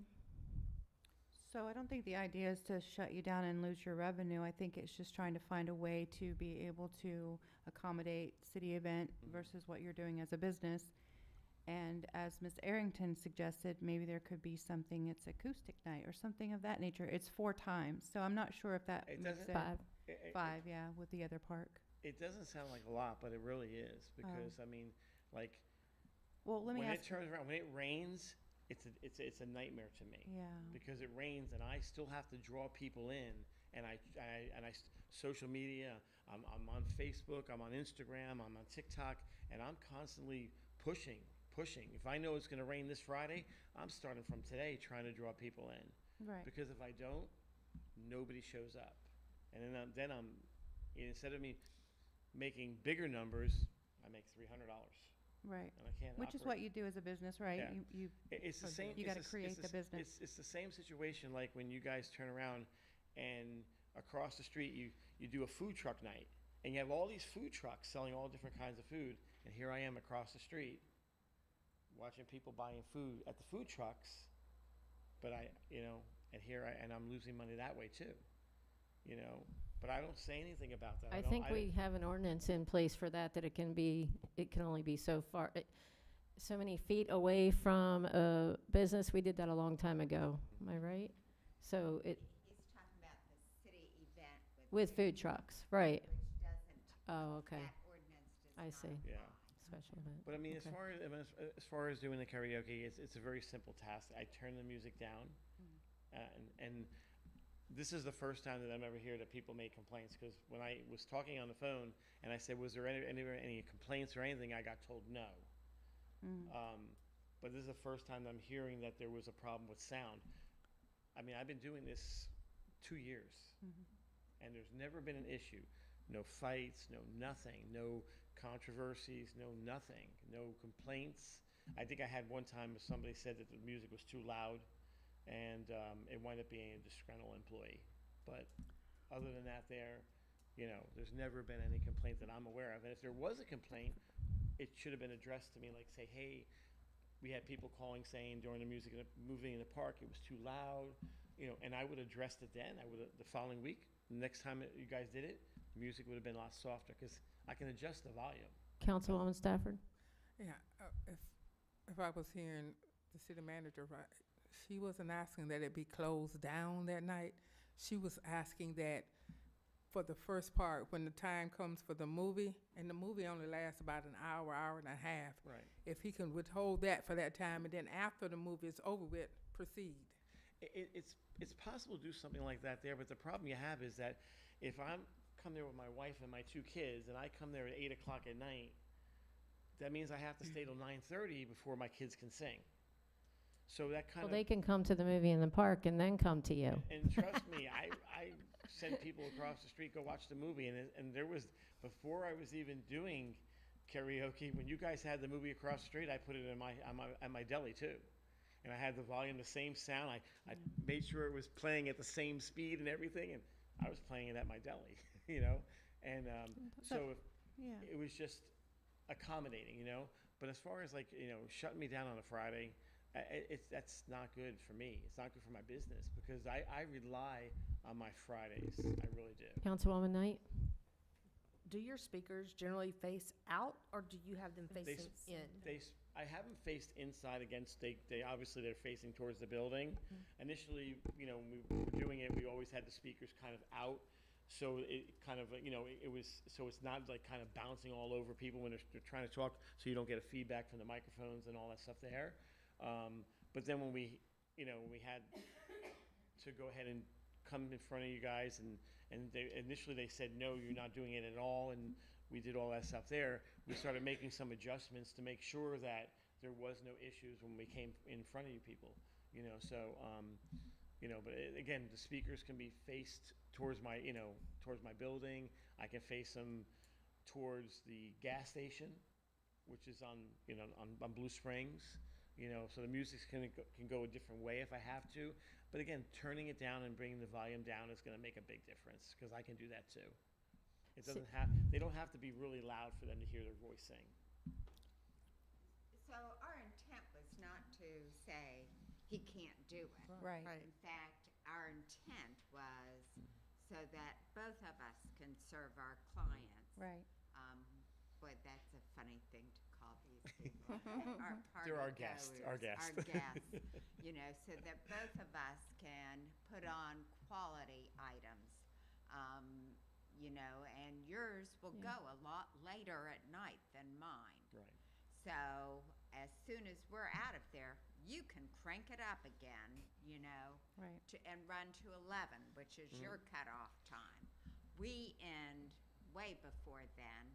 I'm willing to give it a try, you know, by saying, you know, we don't want to get into a situation where it's whatever you can do, I can do louder. Of course. We want to both be What time does the able to- karaoke start?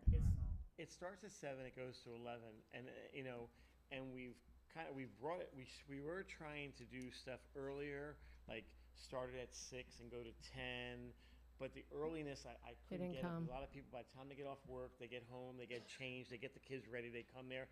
I start at 7, people start showing up around 7:30, 8 o'clock.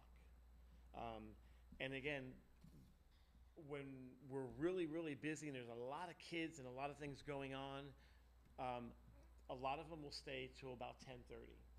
And everybody starts leaving about 10:30. By 11 o'clock, I think I'm the only one out there playing music, you know, and doing it there. And sometimes you'll even hear me singing some rap songs. And I don't sing. But the initially is that parents are not going to get their kids say, hey, come on, let's go do karaoke at 9:30 at night, 9 o'clock at night. They're not going to. They come at 8 and they'll stay longer, but they're not going to leave their house at 9 o'clock at night to come sing karaoke till 11. I've had them stay till 11. You know, Don't they 10, come and 12. eat too, though?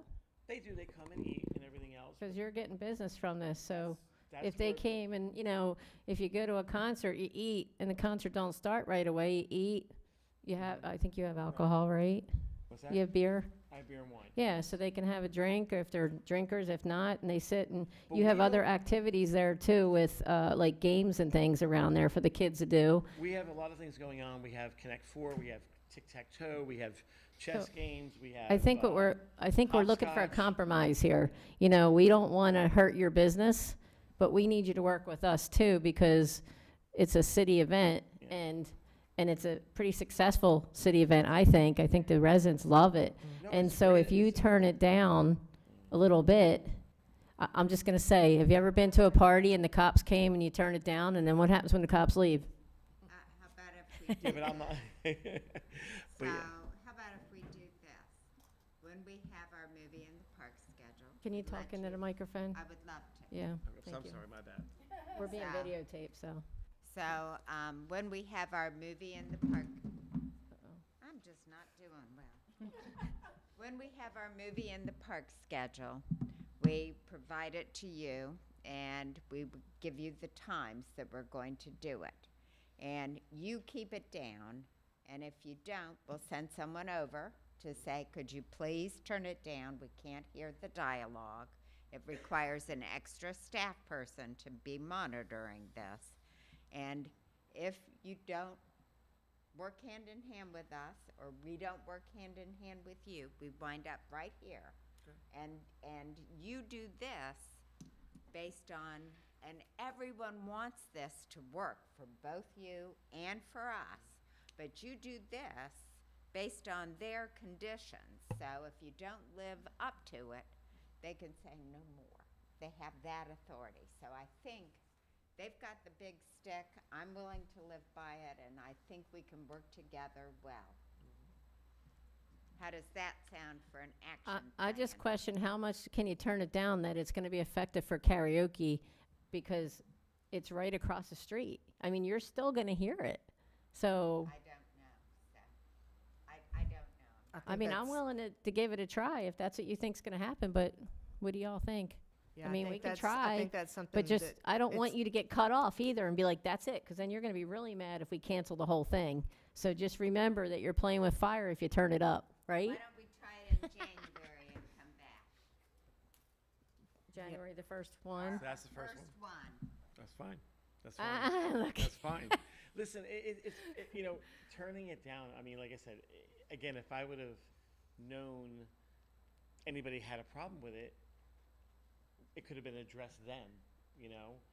And I'm under the impression there's never been any issues, no nothing. turning it down is the simple thing. I mean, because I can make it loud enough where from here you could hear it at the park, and I can make it loud enough where they're only going to hear it in this room. I don't need to. Are you in charge of the volume? I am in charge of Okay. everything. All right. There you go. What do you think, council? Fran? Yeah, I think worth a try. Yeah, Okay. definitely. Fran? What if, Microphone. Thank you. what if you were to roll down some kind of, I'm thinking cloth, on the street side?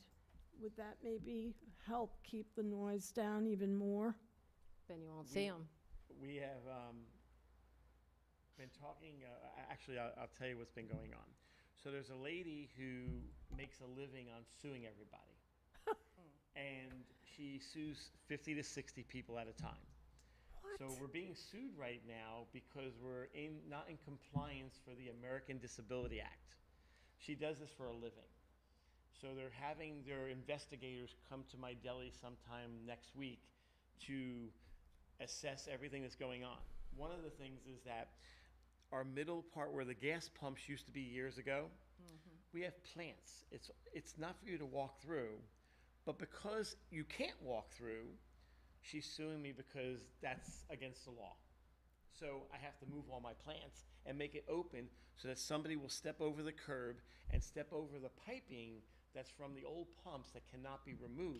It's a and fall challenging down. location. So I'm in all these things. So our thing was we were looking to put lattice along that whole area there where those two posts are, put lattice and have vines and kind of put like a bush type thing there, which would be like a sound barrier. But we can't do it because it's against the American Disability Act to block that area off. Okay, let's bring this back to council, like I said, because we but could going talk forward, about this all night. I would love to put something there. We were also thinking about enclosing it a little bit with a curtain, Right. so that if it does rain, people don't get wet and everything else there. But cost on that there is phenomenal to make it look nice and not make it look sloppy. And then if you got wind, you got to have weights in the bottom. It's a whole big task. Well, and then So- you're building structures, and then you have to go through different permits and things like that with the city. So that's a whole other thing that we probably shouldn't The permits even are get not that into hard. tonight. Permits Excuse are me, easy. excuse me. I'm sorry. So let's, we know where he's going with this. He's willing to work with us. We're willing to work with you. Council, what do you want to do? Sorry, Mr. Reichman? Yeah, Mayor, the staff's recommendation is for approval with 13 conditions, which are set forth in your agenda item. I think the one that we've been discussing tonight is regarding the condition number 12. I want to read it for the record, because it sounds like condition number 12 does put forth in Address that. language exactly what Yes. you're talking about, Right. and what everyone's trying to get to tonight. I'm going to read it. The applicant will be restricted from projecting sound and music, not prohibited from having sound and music, from projecting sound and music during the event hours on those Fridays which coincide with the city's movie in the park events at Veterans Memorial Park. Remember, the application is for a year of Fridays. So just for those evenings. It continues.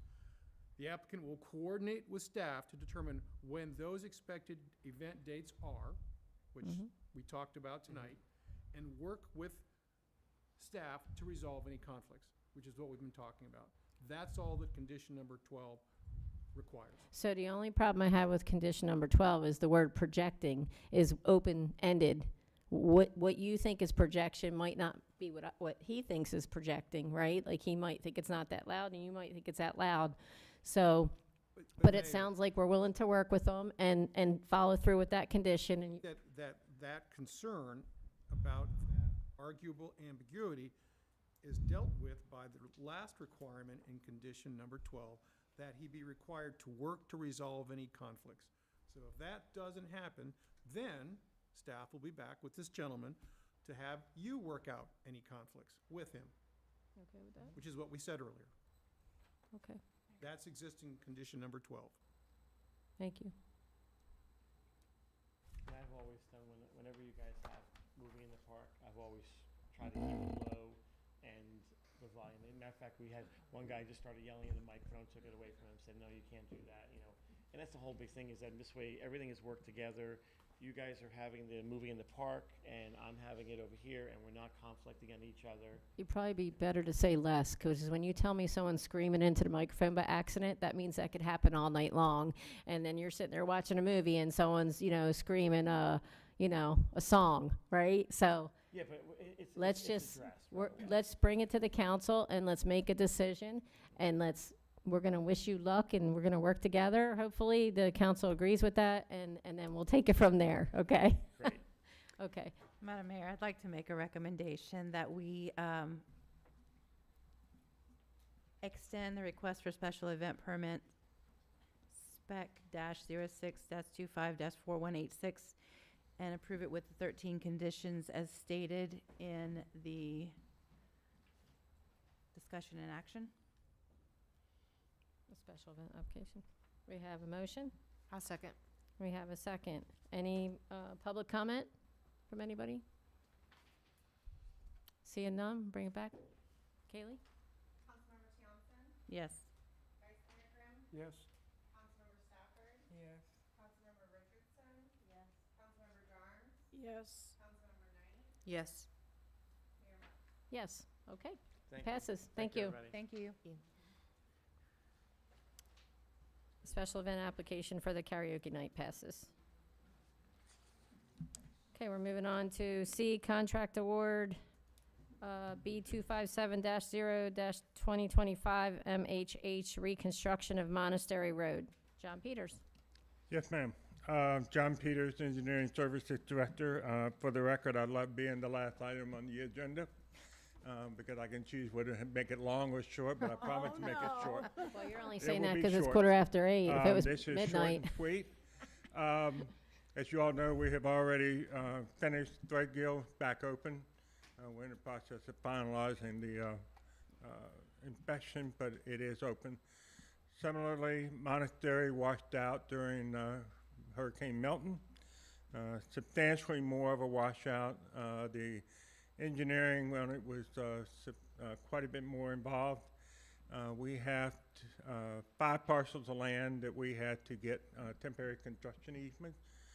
We have most of them in hand. Unfortunately, we have one property owner that owns 2 parcels. They've agreed verbally, but the person who has to sign the thing is on vacation until August 14th. But it actually works to our advantage because we will get approval tonight. We won't do a notice to proceed until we get that document. In the meantime, we will be meeting with the contractor and Duke to make sure that Duke will be able just to hold the poles instead of having to do anything else. On Threadgill, that was a bit of an issue for us, dealing with the power lines. So we have some time to take care of the Duke issue before we start work and cause any delays. So that's going to work for us in that regard. We had 5 bidders.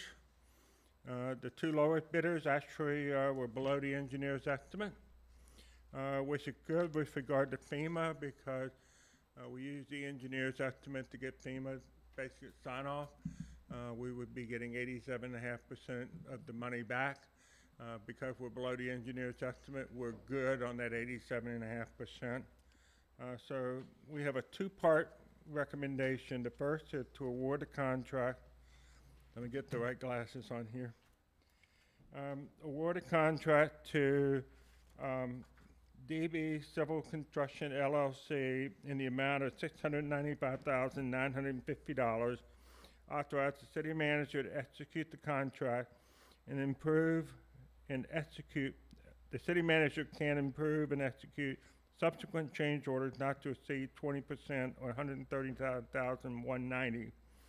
The second part of the recommendation is to approve a special construction permit to include construction services on any available Saturday, Sunday, or holiday during the construction phase. Under the city code, it requires city council approval to work on weekends. So what we're now doing is we're doing that as part of our contract award because, there may come a circumstance that they can only get a sub out there on a Saturday. To follow the code, we would actually have to say, wait, you gotta wait till I can go to a council meeting. So we're trying to do that up front now so that we don't have an issue with regard to that type of work. So if you have any questions, I'm be happy to answer 'em. I have a question.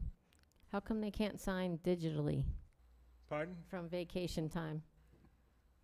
How come they can't sign, like, Well, they only have one person, it's authorized to sign, and he's on vacation till August 14th. right, I'm saying, sometimes people will buy homes in another state, and then they'll sign from that state and either Well, overnight and it or there's- sign there- through digital. I understand what you're saying. There's a potential that's going to happen, because they've agreed in principle.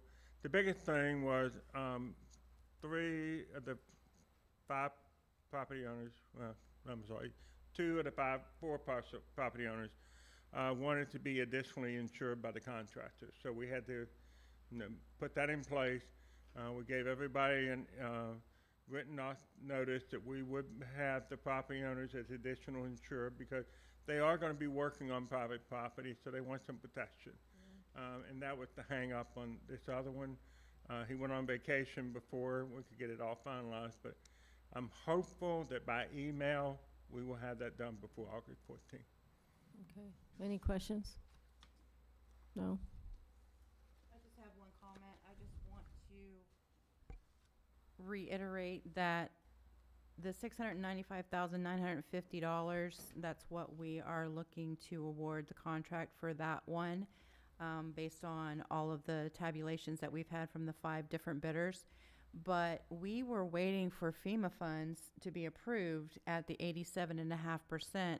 So with all due respect, just want to let any community members know that this is why it took a while to do that, because we had to make sure that we were getting this funding.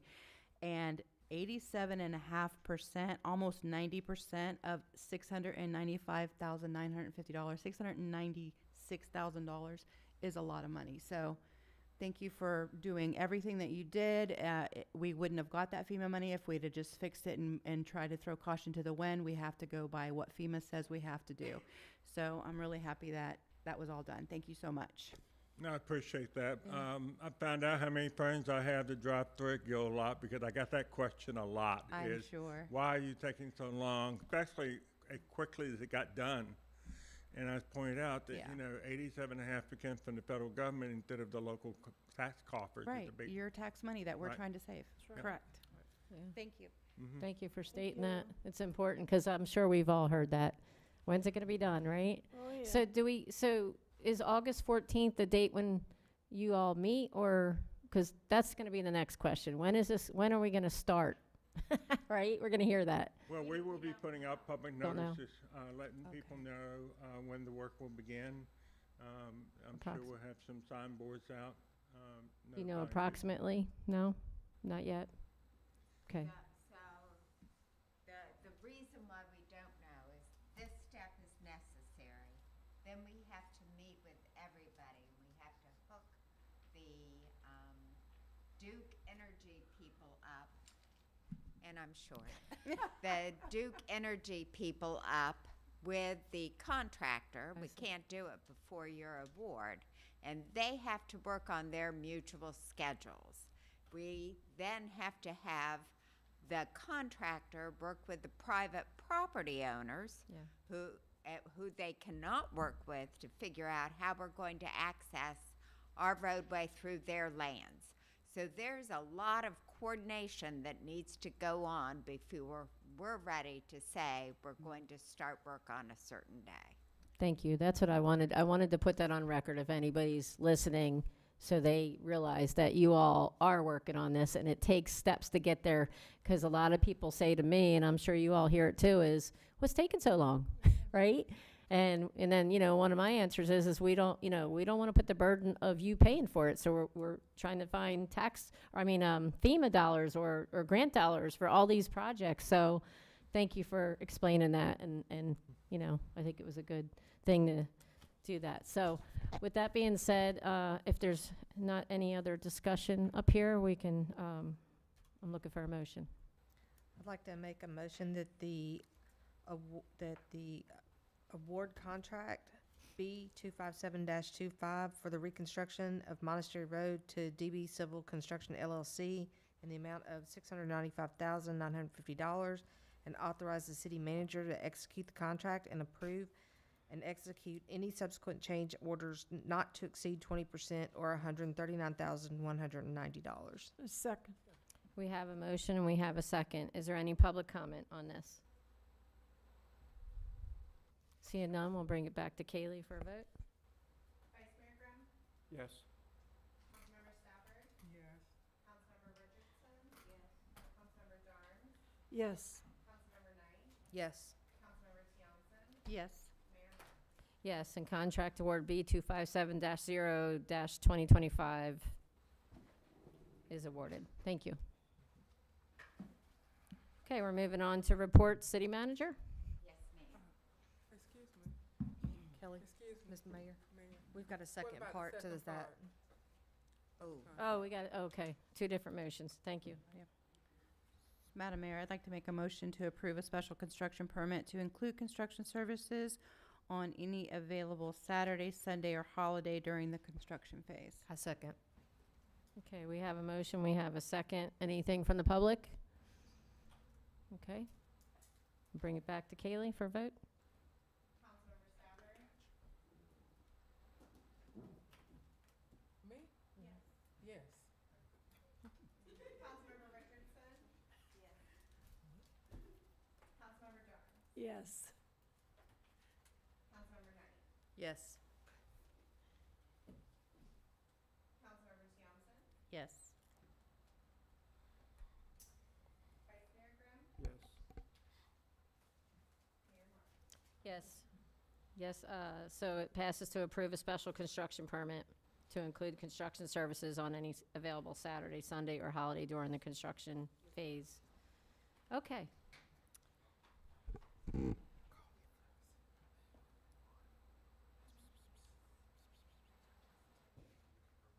Dale Arrington? Yes, thank you so much. I'm not going to belabor any of these things, but I've got some really important things I need to go over with you. The first concerns, and these all just came up, so I'm breaking them on you. The first concerns the motion that you made on May 27th of this year. It was regarding community development block grant funding, in which you said in which the staff report indicated that we needed to go ahead and pre-plan to do the parking lot that is located adjacent to the City Hall Annex across the street from the City Hall to be shovel-ready when we're awarded those grant dollars, because we cannot waste time. The county wants us to be in and expend these funds as quickly as possible. And in the body of the report, it explained all of this, and council was, for, using modern vernacular, cool with it. The actual motion that was made was, you may go ahead and design the project and expend the funds to do so upon receipt of the grant award notice.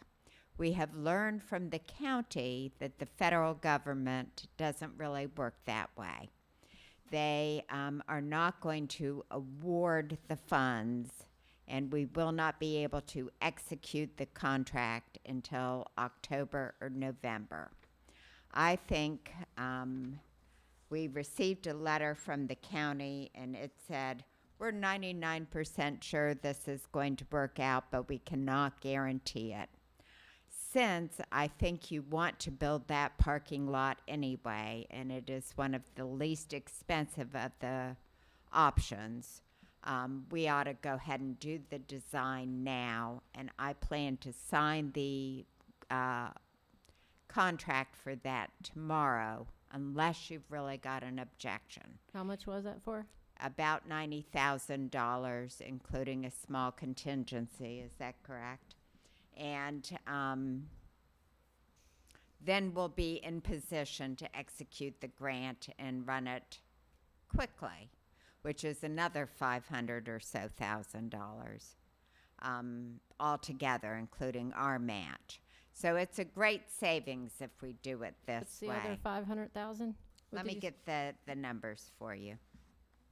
You said 90,000 and then another 500,000? Don't have to worry about construction costs until we get the grant.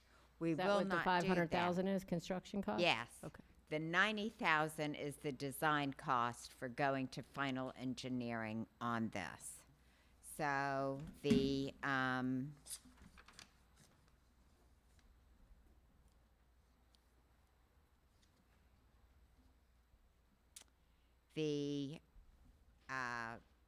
estimated construction cost was 458,000. And the design cost was approximately, was 87, I want to say. So, What you're taking a chance on is that we will design it, and there's a small, of course, no one can predict what's happening at the federal level right now, but there is a small chance that we will not receive grant award to construct it, in which case we would come back with you most likely with CRA funding the full construction cost of it.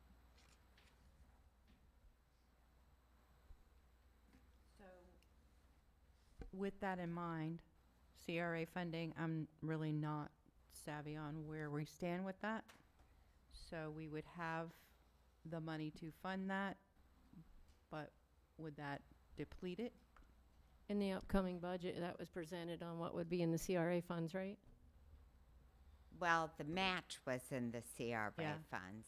And next year, we have a set aside for unobligated project costs in the CRA. Does that still sit there? Does not. We maxed it out for this parking lot. Okay. Oh, for the bigger parking lot that you have Right. there. Can you repeat that, what you just asked him? So remember the parking lot at Shuffleboard? We're maxing out your CRA funds Oh, for that. Okay. So the bottom line is we're questioning the $90,000 for design, and there's a 1% chance that they could come back and say, no, we're not gonna give you that 500,000 or so for construction, and then we would have to find the money in the future. Right? Or put the project aside until we raise additional funds. How does that design last for? Does it have to get updated after so many years? Or Yes. do you know what that is? Or No, I don't know. You know, theoretically, you would go back to the same engineer that did it and just get your design updated. And how much is that? 89,000?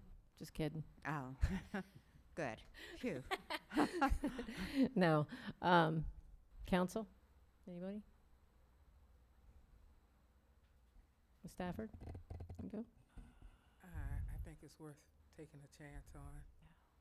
I really do believe that in the long run, that 1% chance that we might not get funded. So let me read you what the county wrote. The award is almost guaranteed unless we run into major issues with HUD, which is not expected. But HUD is That- the state, right? No, the No? HUD is the HUD. Department of Housing and Okay, Urban so it's not. Development Okay, at the good. federal level. The only caution I have is we don't know what the state's doing. That's why I said that. But if they're not involved, then it's a might pretty be good okay. chance, right? So $90,000 is a lot of money, but we had already kind of planned on that anyway, Yes. right? So it's already planned for. So I guess the worst case scenario is if they said no for the 1%, right? Then we would have to come up with Plan B in the future, right? And fund it ourselves, yeah. So do you just need what do you Yeah, need from us? that's my intent, unless you say, no, we'd rather withdraw the So application. you just need a head nod of, do you want to continue with I the think we should 90,000? continue. Yeah, yeah. This- I okay. really do believe we And, should. and I believe that that action is consistent with what your intent was. Yeah. Yeah. I think your intent at the time was to go forward and to take that risk knowing Yeah. that, there are no guarantees in life. so. I'm sorry, I didn't check out. I actually went back to 527 and was looking at that piece of the agenda just to kind of refresh, but yeah. Yeah. Okay. So the next item I needed to talk to you about is the roundabout at the intersection of Rhode Island and Levitt. As you may be aware, we went out to bid on that, and we received our bids on that. And our policy is that you award your bid to the lowest bidder. And the bids came in considerably higher than what we thought they would be in 2020. So I want you to go back and think about 2020, and I want you to think about how everything in our world, our land of construction, took a quantum leap forward in terms of cost. So the bids came in, and we have low bidders on this project, but the state of Florida, which is funding the majority of this, does not like these low bidders. Don't know what else to say. I'm not going to disparage them. They have said, we really don't like them. We wish you would throw that whole bid process out and start over again. I want to do that. What I want to do before we do that is go back and update our engineering cost estimates for the project, get them updated and bring them to you, and then you can decide whether or not we can move forward with that project based on the overage that it's going to cost from our initial construction. And we can go back to the TPO, which, as you know, the TPO world moves really slow. That's one of the big hangups from going through their full multi-year process for going through design and going to construction. We don't know whether they have additional money for us or not. I'd like to present the whole thing to you, and it starts with me throwing the bids out. And that's what I wanted to let you know we're going to need to do on that project. I mean, I'm okay with that. Sometimes the lowest bid isn't the best, right? Exactly. Sometimes it's the bottom of the bucket, and you accept that bottom bid because it's the lowest, and then you get terrible work. They didn't like our bids, and they want us to put when we go back out to bid, they want us to limit it to only FDOT-approved construction people. Because they're funding a major portion of this. Okay.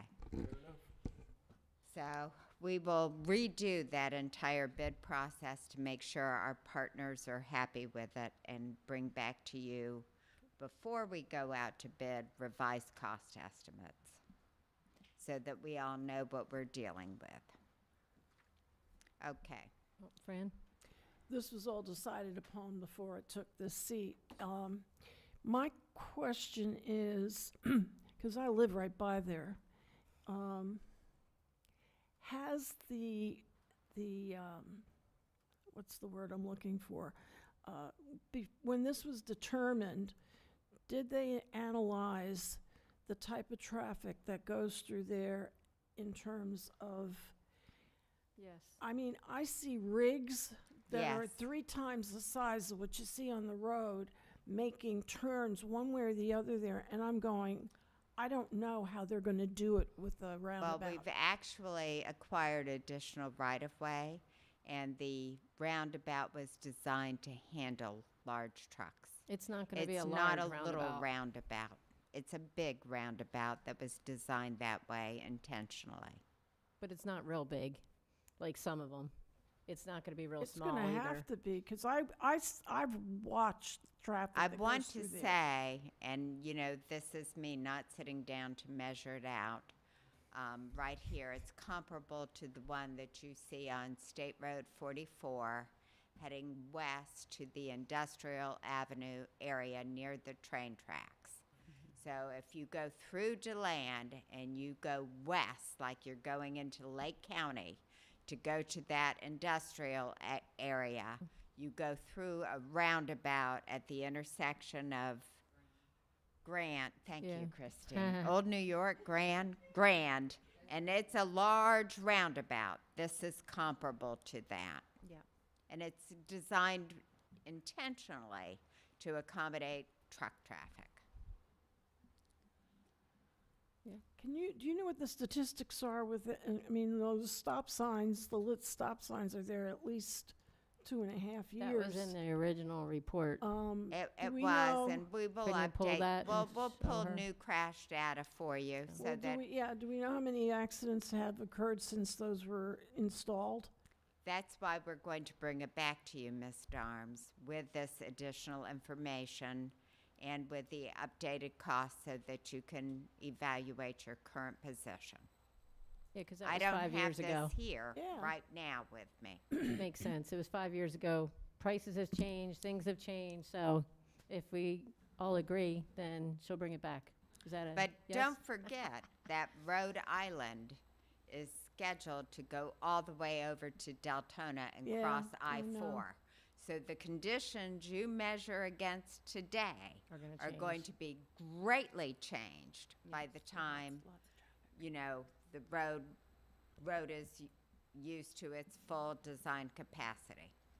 And I can tell you, I was not in favor of the roundabout. I'm not in favor of roundabouts, but the reason that the council had pushed it through, if I remember correctly, is for that reason that eventually that road was going to go through the traffic. It was going to get more traffic, and they wanted to keep the traffic moving, right? There were two reasons. Okay.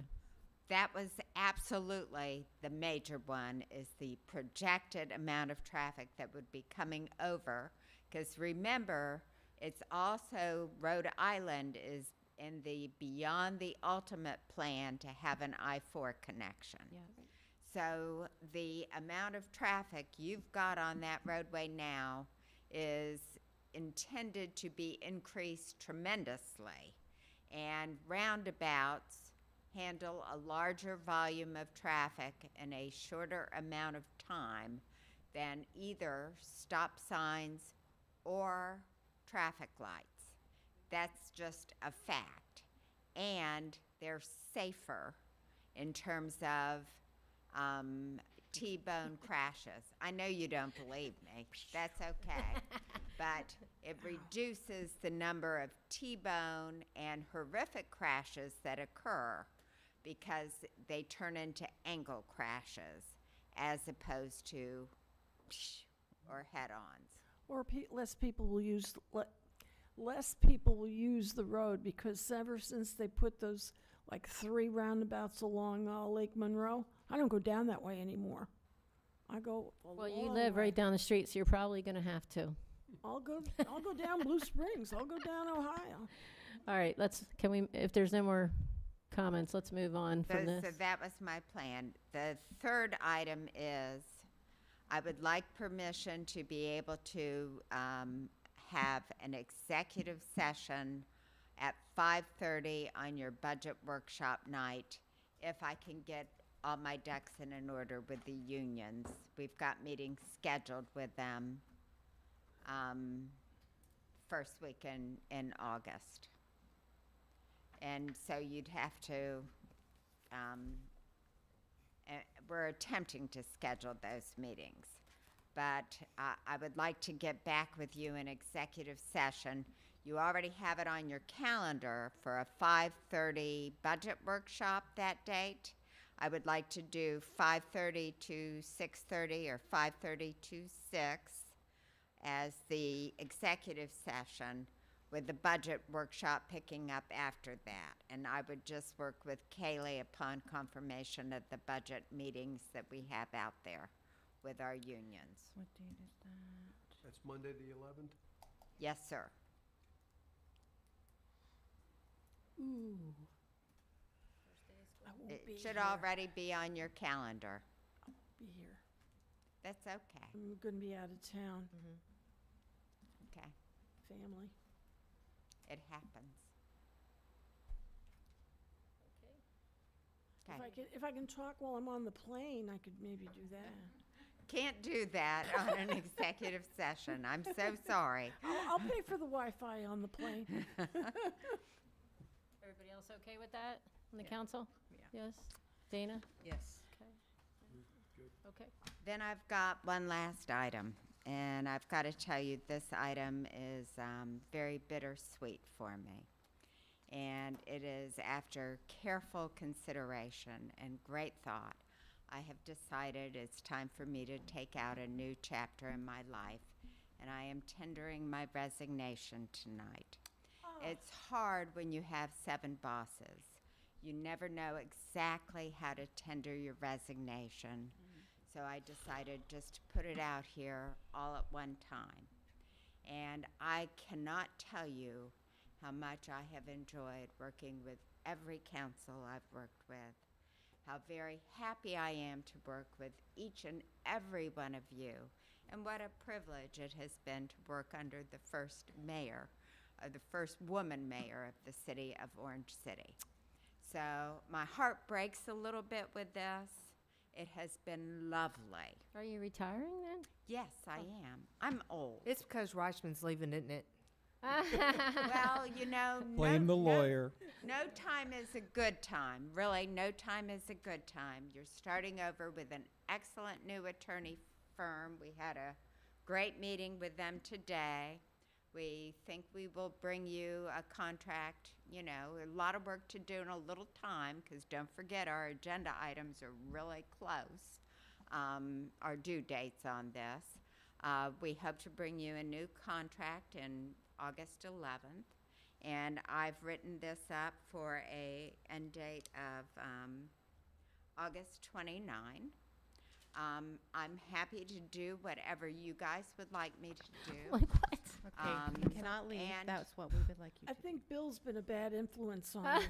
And I want to say, Christine Davis, I can't say enough good things about Christine, and she will be an excellent interim city manager until you figure out what you're going to do, you know, or on. She's wonderful.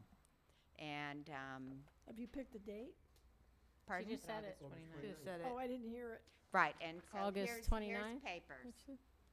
So, and, you know, once again, thank you all. So, Thank you, Dan. it's been an honor. Yeah. Unacceptable. Thank I'm you. speechless. I don't know what to say. Not happy with that. I know. I mean, I knew you were going to retire soon. I didn't think it was going to be this soon. Yeah. Oy vey. Oh, here.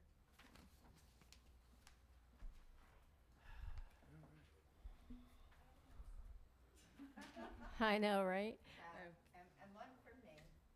So, that's it. So, I'll work with you any way I can.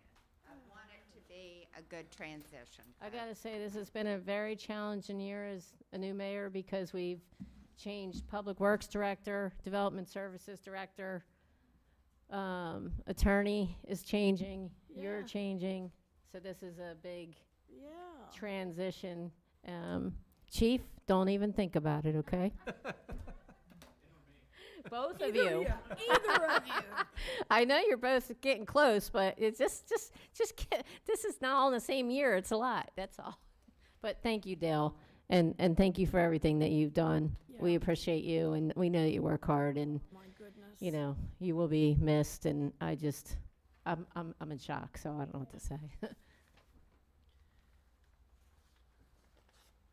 See, we're all just like, Time, yes, I know, I'm sorry. No time is a good time. No. anybody else have any comments? No. I know I'm going there. I'm just in shock. Okay. Okay. City Clerk. You guys have had a record number of viewers on your YouTube channel tonight. We got up to 20, and that is the most that I've ever seen. Other than that, I think I'm a little speechless too. I was not prepared for that. So. Okay. City Attorney. No comments this evening. Well, any new business? No? We already did the approval of minutes. Any comments from the council? Yes, I would like to publicly say that I have watched Dale for the last 5 years just about do everything that she does, and I'm very impressed with the way that you handle yourself, the way that you handle the city, the way that you're always looking out for everyone.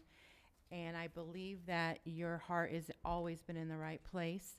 I know it must be very difficult to have different bosses and they change as elections come, as people leave, I can't imagine. I can empathize with you. I change captains quite frequently, and it's really kind of hard to do that. So you have to just kind of go with the management style. But when you're dealing with 7 bosses, I know that it must be very difficult, and I don't even consider myself a boss. Well, I meant that. I know. and I didn't know how to break it to everybody. I understand. So, you know, if you have one boss, you pull them aside. Yeah. That was not possible here. Yeah. So, you know, I read up on how to do it through ICMA, and they said all at once. So, Yeah, rip the Band-Aid off. So I get that, and but I just wanted to let you know that I appreciate, from being in the audience and now being on council, everything that you've done for the city, and I'm speechless. thank you very much. You're welcome. Dana? I just want to thank you because you always took time before I decided to run to answer any and all questions I have. You've taken the time when I call you on a whim and say, Dale, I have a question. And you've educated me a lot. And you've encouraged me, and you just do not know how much that means to me. And I will miss you. Thank you. You can always change your mind. You guys, because you don't want me to cry. No. Anybody else? I'd just like to say thank you for your dedication to the city of Orange City. Thank you. I agree. Absolutely. I want to say that I always said you were one of the smartest people that I knew. And it's going to be hard shoes to fill because of your experience over many years, right? And you know our city inside out. So, and just leading the staff, you know, we got good staff, and it's going to be hard shoes to fill. That good staff. Yeah. And, you know, I've always maintained, you can do without your city manager for a while. You can't do without the staff they manage for a while. You guys have an excellent staff. It has been my privilege. I can't tell you how honored I have been to work here with the great staff that is here. So, you know, count on them. It starts right here with Miss Davis, and it goes down to every single person that works here. They're all a bunch of dedicated people, and, you know, every single one of them. So you just need to know that. So, they're Thank wonderful. you. Thank you. All right. You can always change your mind. All right. With that being said, we just need a motion to adjourn. I'd like to make a motion to adjourn. A second. We have a motion. We have a second. All in favor, say aye. Aye. None opposed? Meeting adjourned.